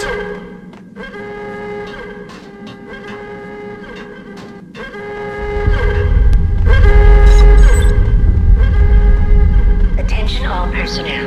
The self-destruction sequence has been initiated. Decontamination is exit immediately. Decontamination completed.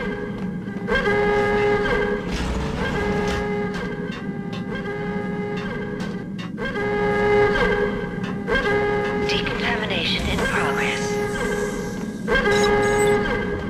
Decontamination completed.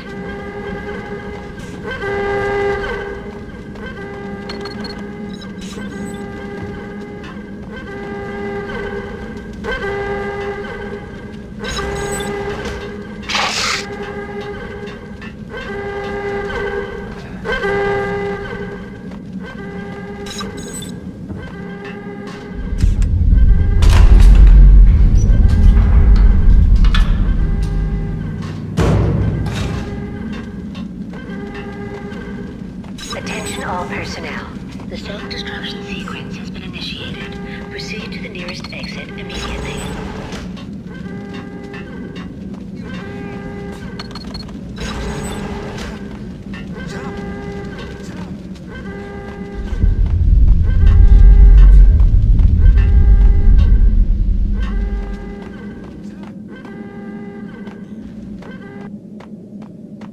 Hey, in here! Hey, get me out of here! I'm innocent. There, let me out.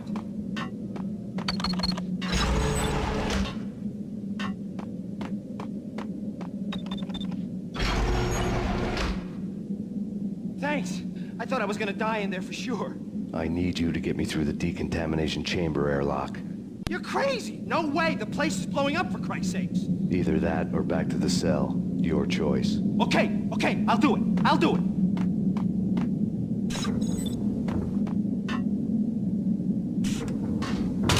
Attention all personnel.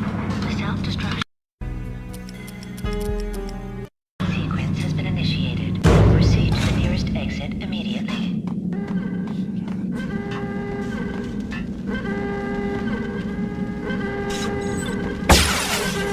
We're dead! We're dead! Go, go, go!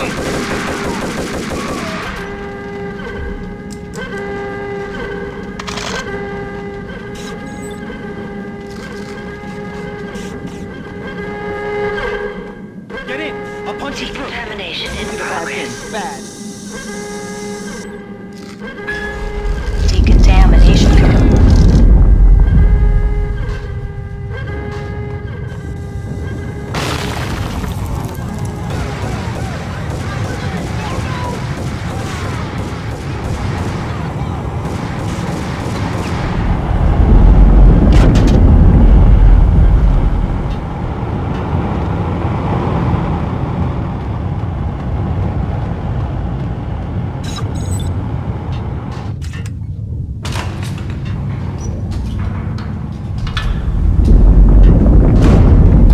Caught in the middle of the deadly web that was the Valkyr case.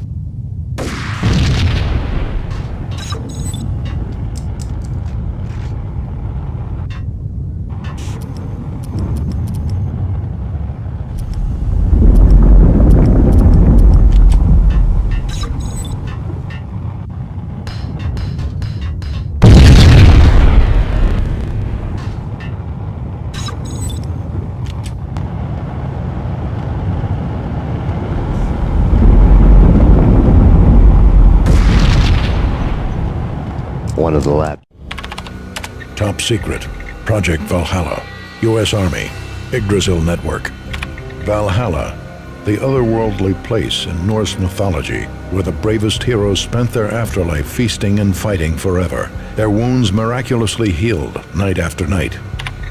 Valkyr, the maidens who chose the most courageous Viking warriors and carried them to Valhalla.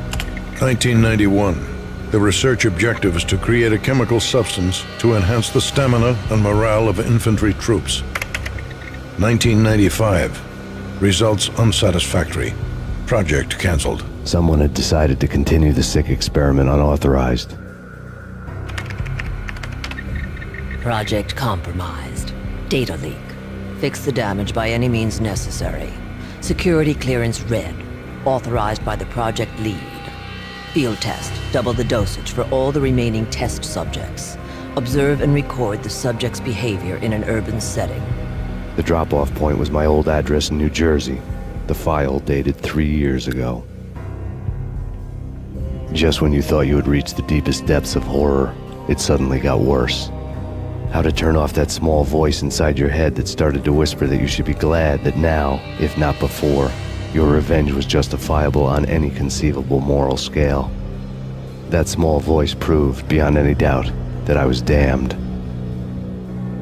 Terminals had the project logo on this. The dagger-heeled woman had come and gone a long time ago. There was nothing more for me here. The bunker's name was acting as a self-fulfilling prophecy.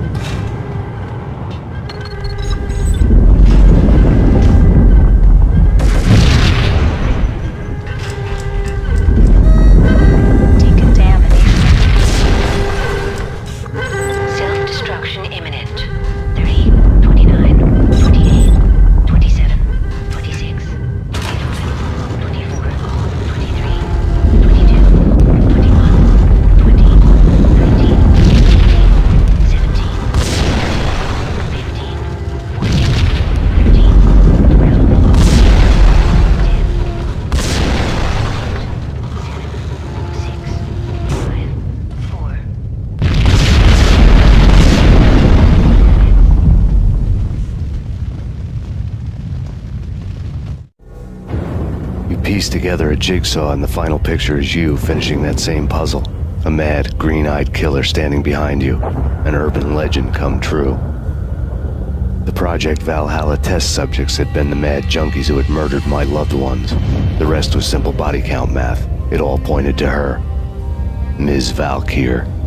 The factory went up in a fiery inferno behind me. All my leads were dead, turned to smoke and dust. I'd lost my way. I hadn't slept in a million years.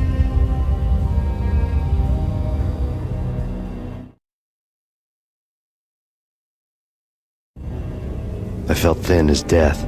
I'd been living on an endless supply of week-old donuts. They were fuel for this crazy furnace inside my head. I couldn't remember when I had last seen the sun. I was on a permanent graveyard shift. When the darkness fell, New York City became something else, any old Sinatra song notwithstanding. Bad things happened in the night, on the streets of that other city, Noir York City. I was in an all-night diner, downing cup after cup of coffee that tasted like engine oil, when a new message from BB got me back on the killer track. What the hell happened at Roscoe Street? Maxie, I'm going out on a limb here. We need to talk this through, come up with a plan. 2:30 a.m., the Choir Communications Garage. The more I thought about Alex's murder and the frame-up, the more it felt like an inside job. I should have seen it coming. BB had sold me out, and now he wanted to finish what he'd started. The garage was dead. BB showed up in his tailor-made suit, gold watch, and cufflinks to match, all way beyond a cop's pay. Maxie.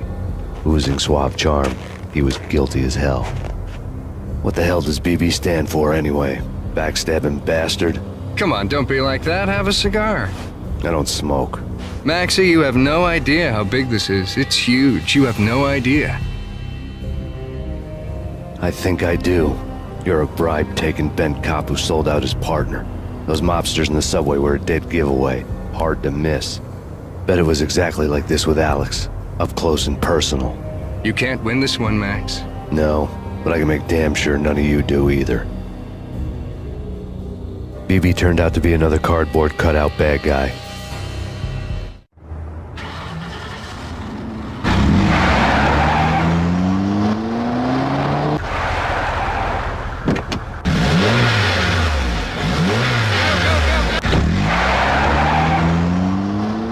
A bad cop on the take, a cowardly right-hand man fleeing from the scene, leaving his paid thugs to do his dirty work.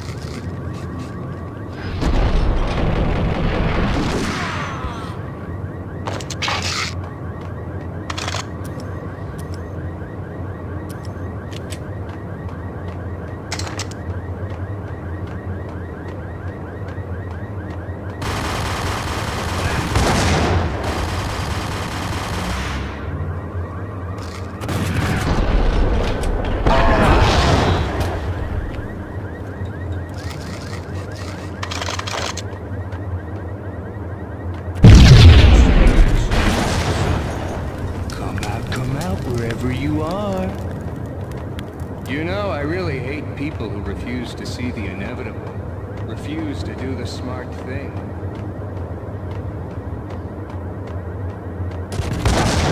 No, I must do the right thing.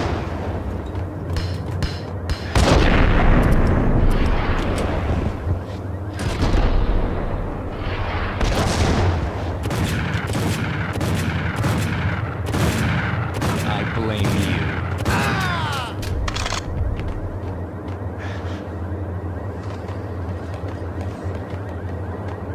A payphone started to ring.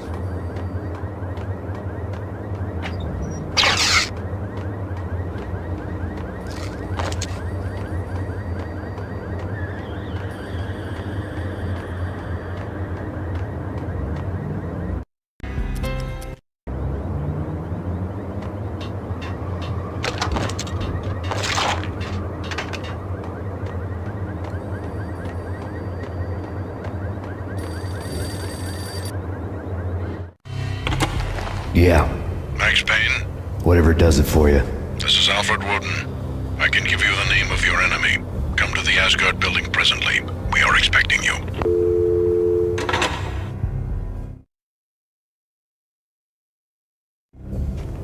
Woden was waiting for me on the steps of the old building. Mr. Payne, let's go inside. The others are anxious to begin. The others? Despite the general misconception, this building actually predates the City Hall by 2 years, thus being the oldest municipal building still in use here at the foot of the Brooklyn Bridge. No kidding. The old man played tour guide as he led me through a dark, domed hall. The answers I was after loomed large ahead. Mr. Payne, I would like to introduce you to my colleagues in what we call the Inner Circle. You've been watching too much X-Files. You have seen the files on Project Valhalla. We can fill the gaps, provide you with the information missing from those files. We were all involved in the early stages of the project during the Gulf War. What's the catch? We would very much like to blow this thing wide open, but our hands are tied. Her name is Nicole Horn. She was the key figure in Project Valhalla. When the funding was discontinued, she simply refused to quit. She knew exactly what she had in her hands. Nicole Horn is the president of Acer Corporation. She has more than half the city in her pocket. This must be kept under wraps. If you try to go public with this, we will deny any knowledge. We need you to take her out. Afterwards, we can protect you. Make all the charges go away. That was the cue for the killer suits to kick in the doors and swarm inside.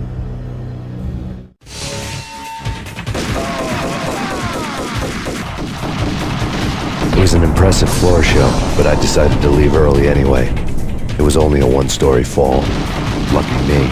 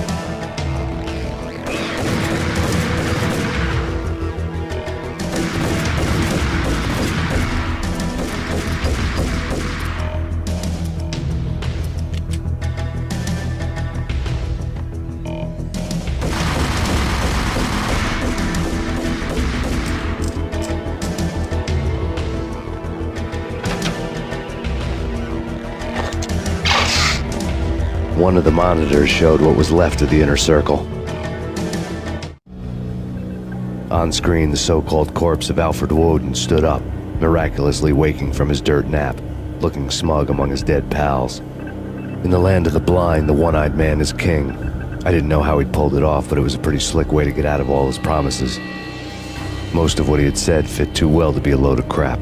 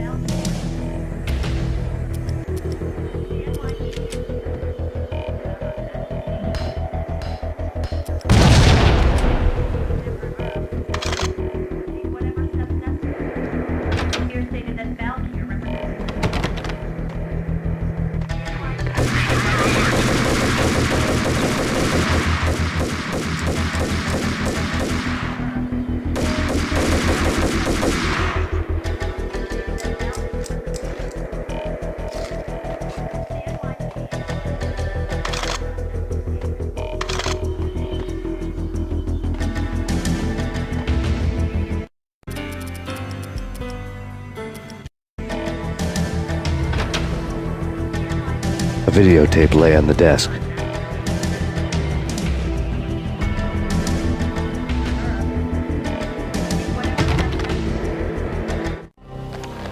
Nicole Horn had blackmailed the Inner Circle into silence. The tape came with a curt extortion note on a piece of expensive paper. I remembered Candy Dawn taping her clients in action on the side, selling the tapes to the highest bidder. I was sure that kinky sex was nowhere near Alfred Woden's worst sin, but I had a feeling that when this was over, any collateral would come in handy. Woden had left me a present. Woden had taken care of my mission preps with military precision. The critical areas in the Acer Corporation headquarters blueprints were circled in red. The president's office was at the top of the building, right below her penthouse suite. The elevators were controlled by a security computer, part of the mainframe located underground below the building. The high-rise was sealed as tight as a sci-fi fortress.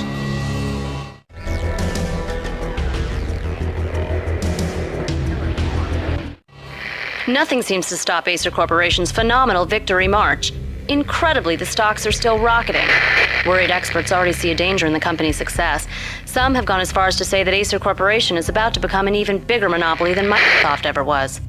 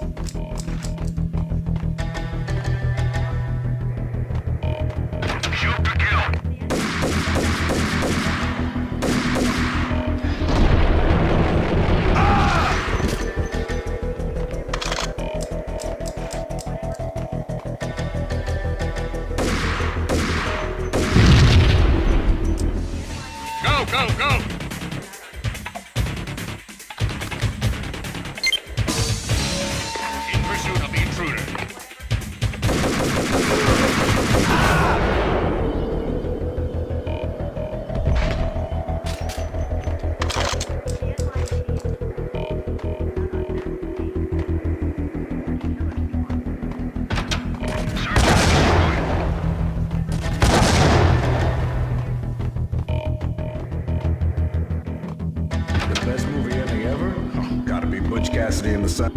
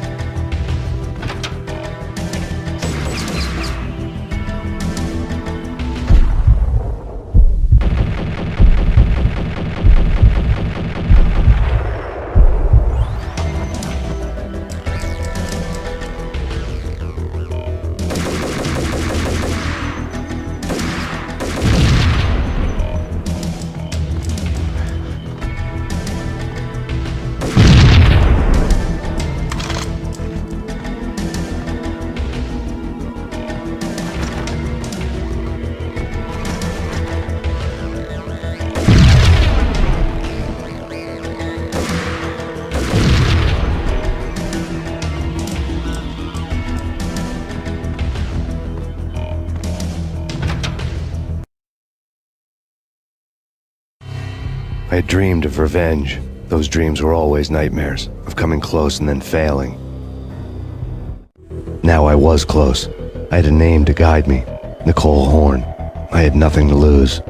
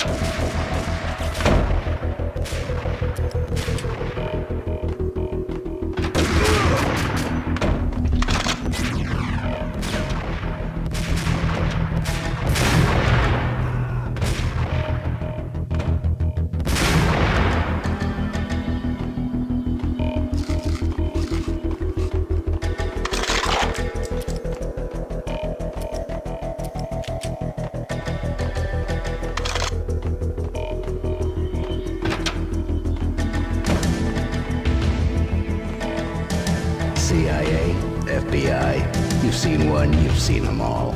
Sure, good for a practice run. But this, working for her, oh, this is the real thing.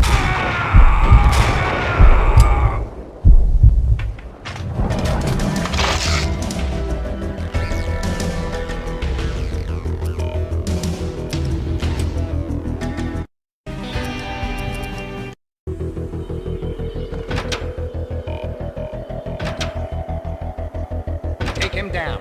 Shoot to kill. Let's finish this.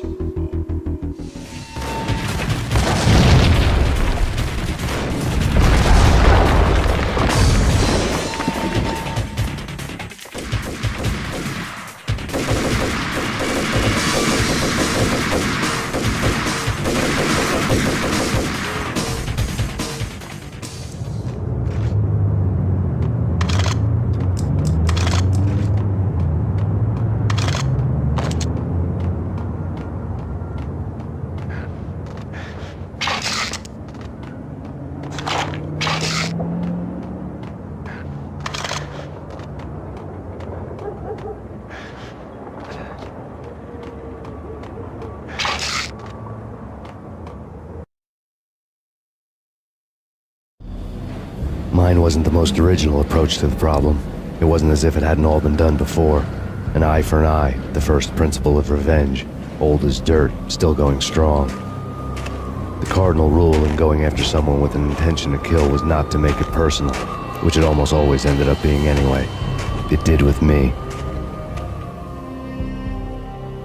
I took my time, cruising around the city in the snow. There was no hurry. I knew what I had to do now. I took my time, thinking about it, building up the rage. When I was ready, I parked the stolen wheels at the front entrance of the Acer Corporation headquarters. Got out, got in, got cracking. I had a bullet with Nicole Horn's name on it. I had 10,000 bullets with the hag's name on them. She had ultra-high-tech security systems, enough mercenaries and weaponry to start World War III. There was no fear. New York disappeared behind a veil of snow.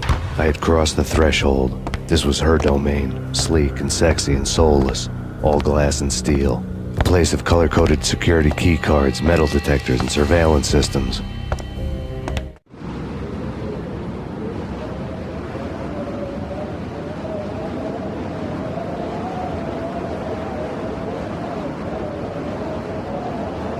Colder than a walk-in fridge. Cold as a gun.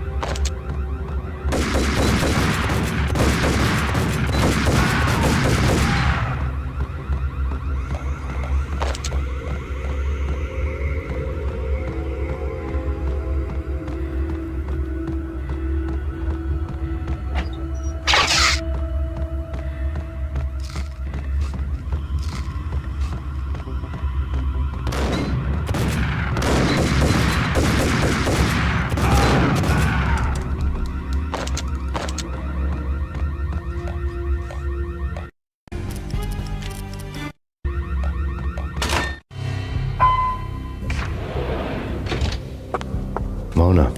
Looking good. Max, we gotta stop meeting like this. It will be a cold day in hell before I let a narc cop stop me. Miss Sachs, do your job. Relax, Max. You're a nice guy. I don't kill nice guys. You're not bad yourself. It was different when Horn wanted Punchinello dead. To cut her ties to the Mafia, he deserved to die. The same goes with her. She's the bad guy here. Her sister was whispering to her in my favor. I knew the appetites of ghosts intimately. They hungered for revenge.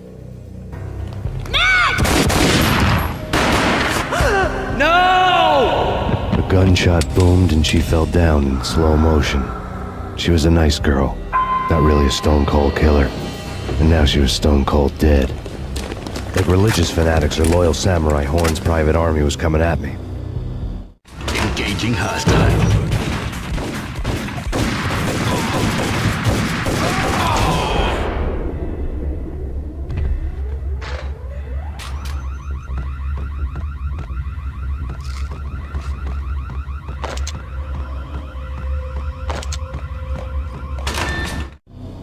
When the elevator came back down, Mona was gone. There was a lot of blood, but no body. Something clicked for the final time. My mind had never been so clear, as if somewhere high above the storm clouds were already gone, cold stars blazing from the black skies.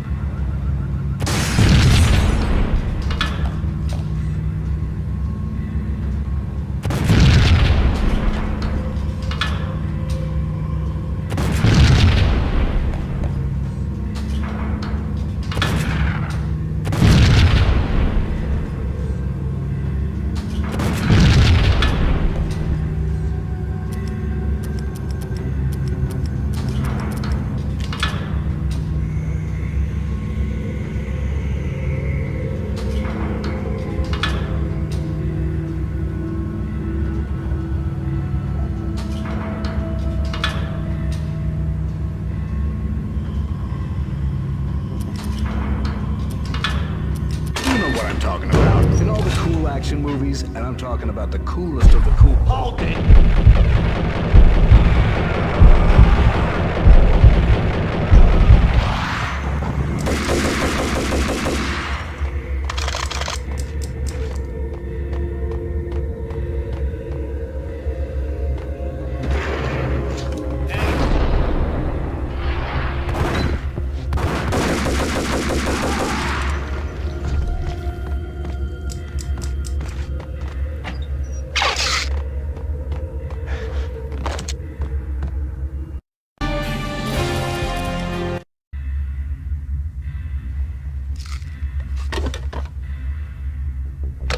I had elevator access to the mainframe. From there, I'd be able to override the security locks and get to her office.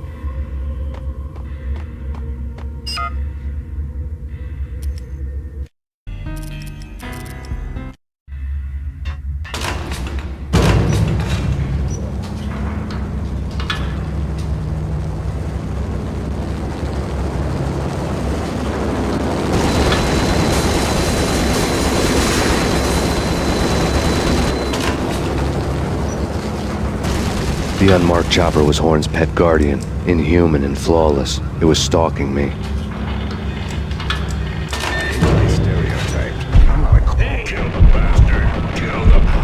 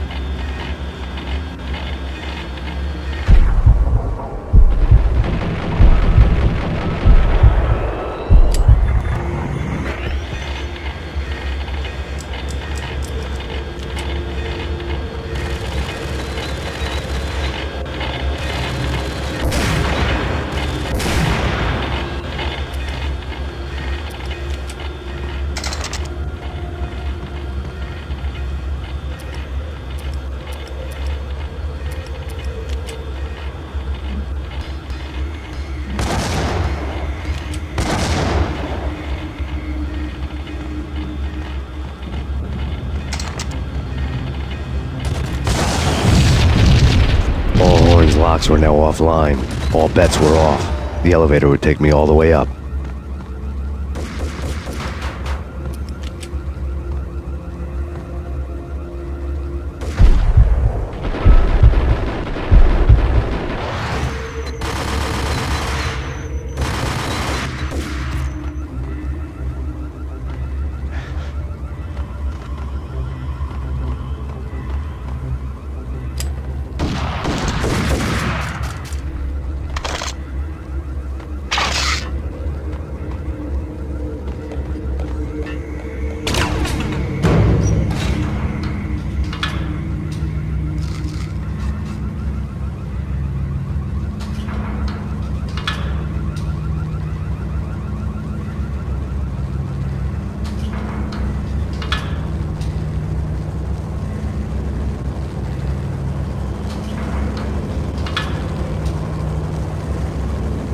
Seen from this height, the night seemed to stretch on to eternity.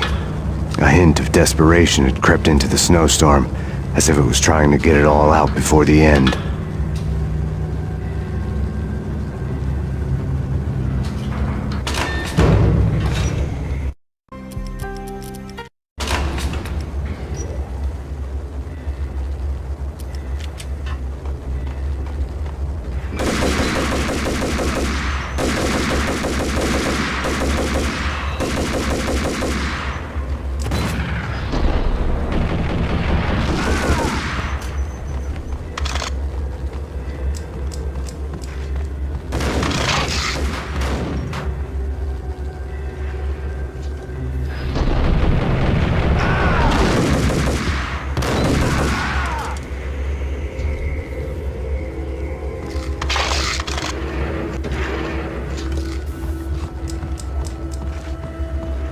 Horn's personal computer was on.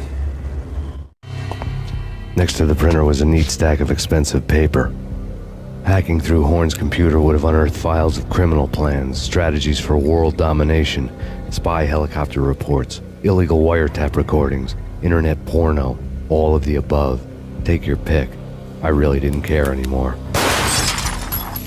I had seen too much of it already.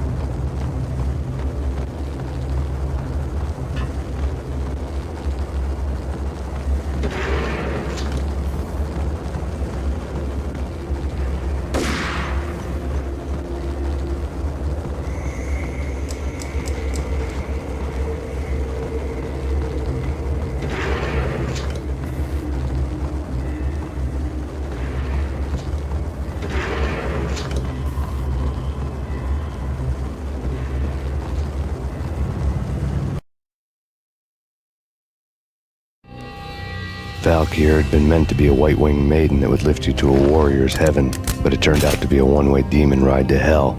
The devil was in the drug. I knew. I had met him.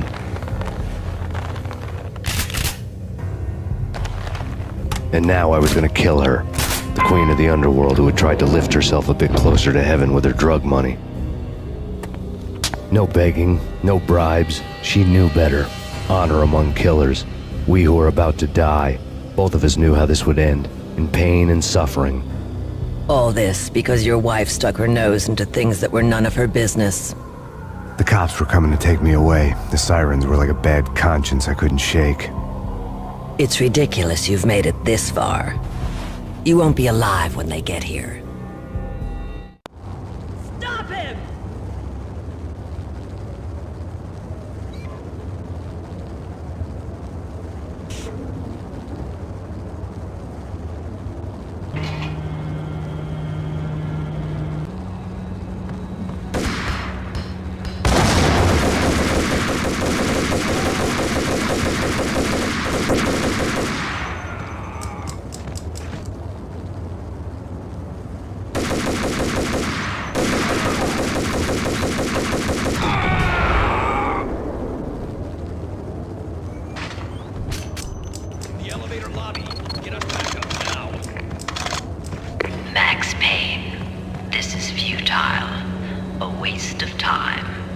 deaths of your wife and daughter were necessary, inevitable. It is done.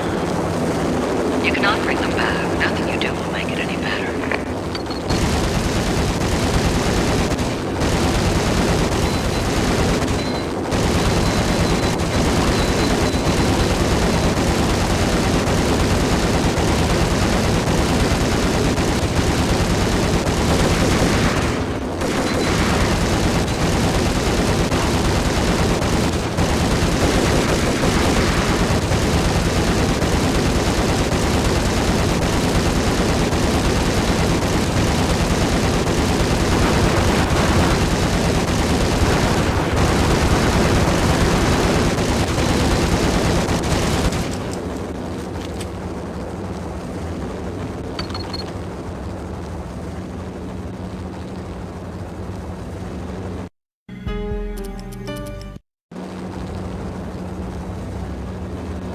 Max Payne, you are fighting a losing battle. You cannot survive this. You will die. Stop fighting. Make it easy for yourself. Accept your fate. You will die here.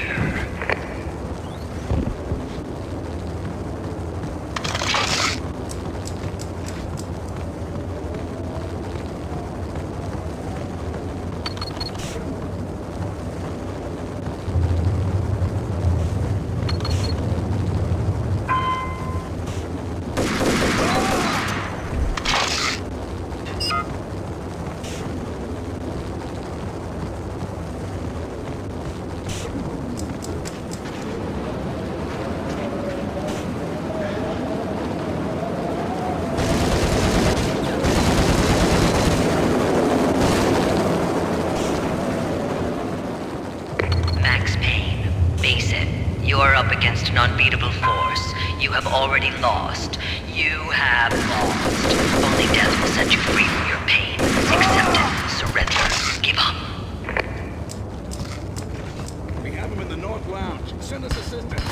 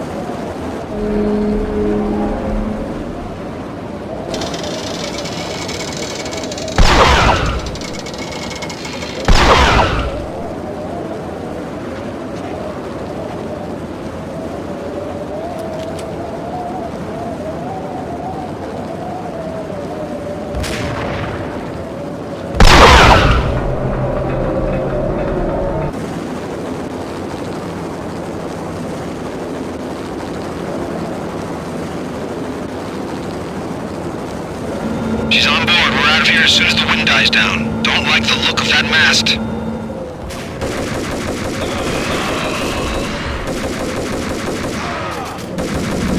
Lift off in 1 minute.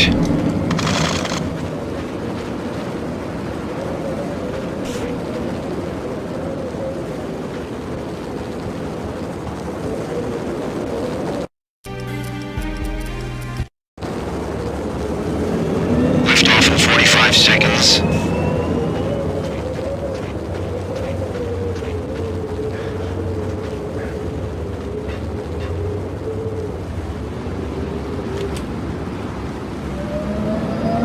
Seconds to lift off.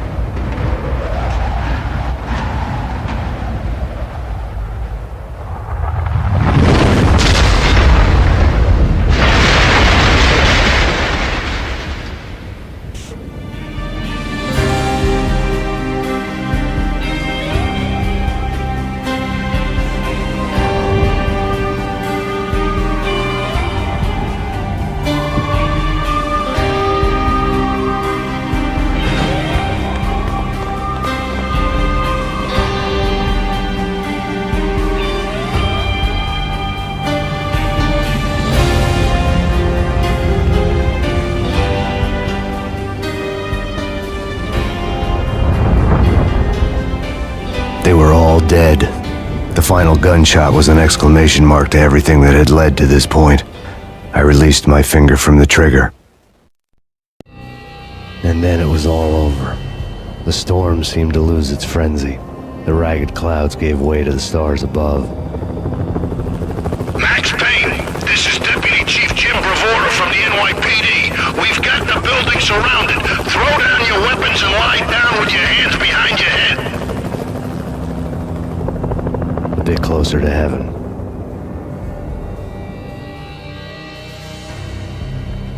The cops' voices were distant and muted.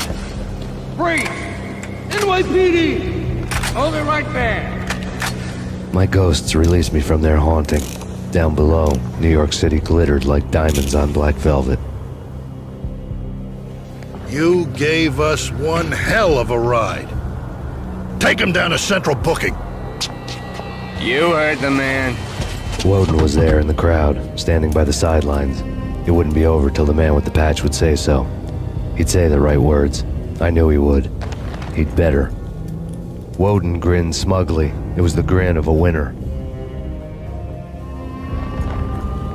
That made two of us.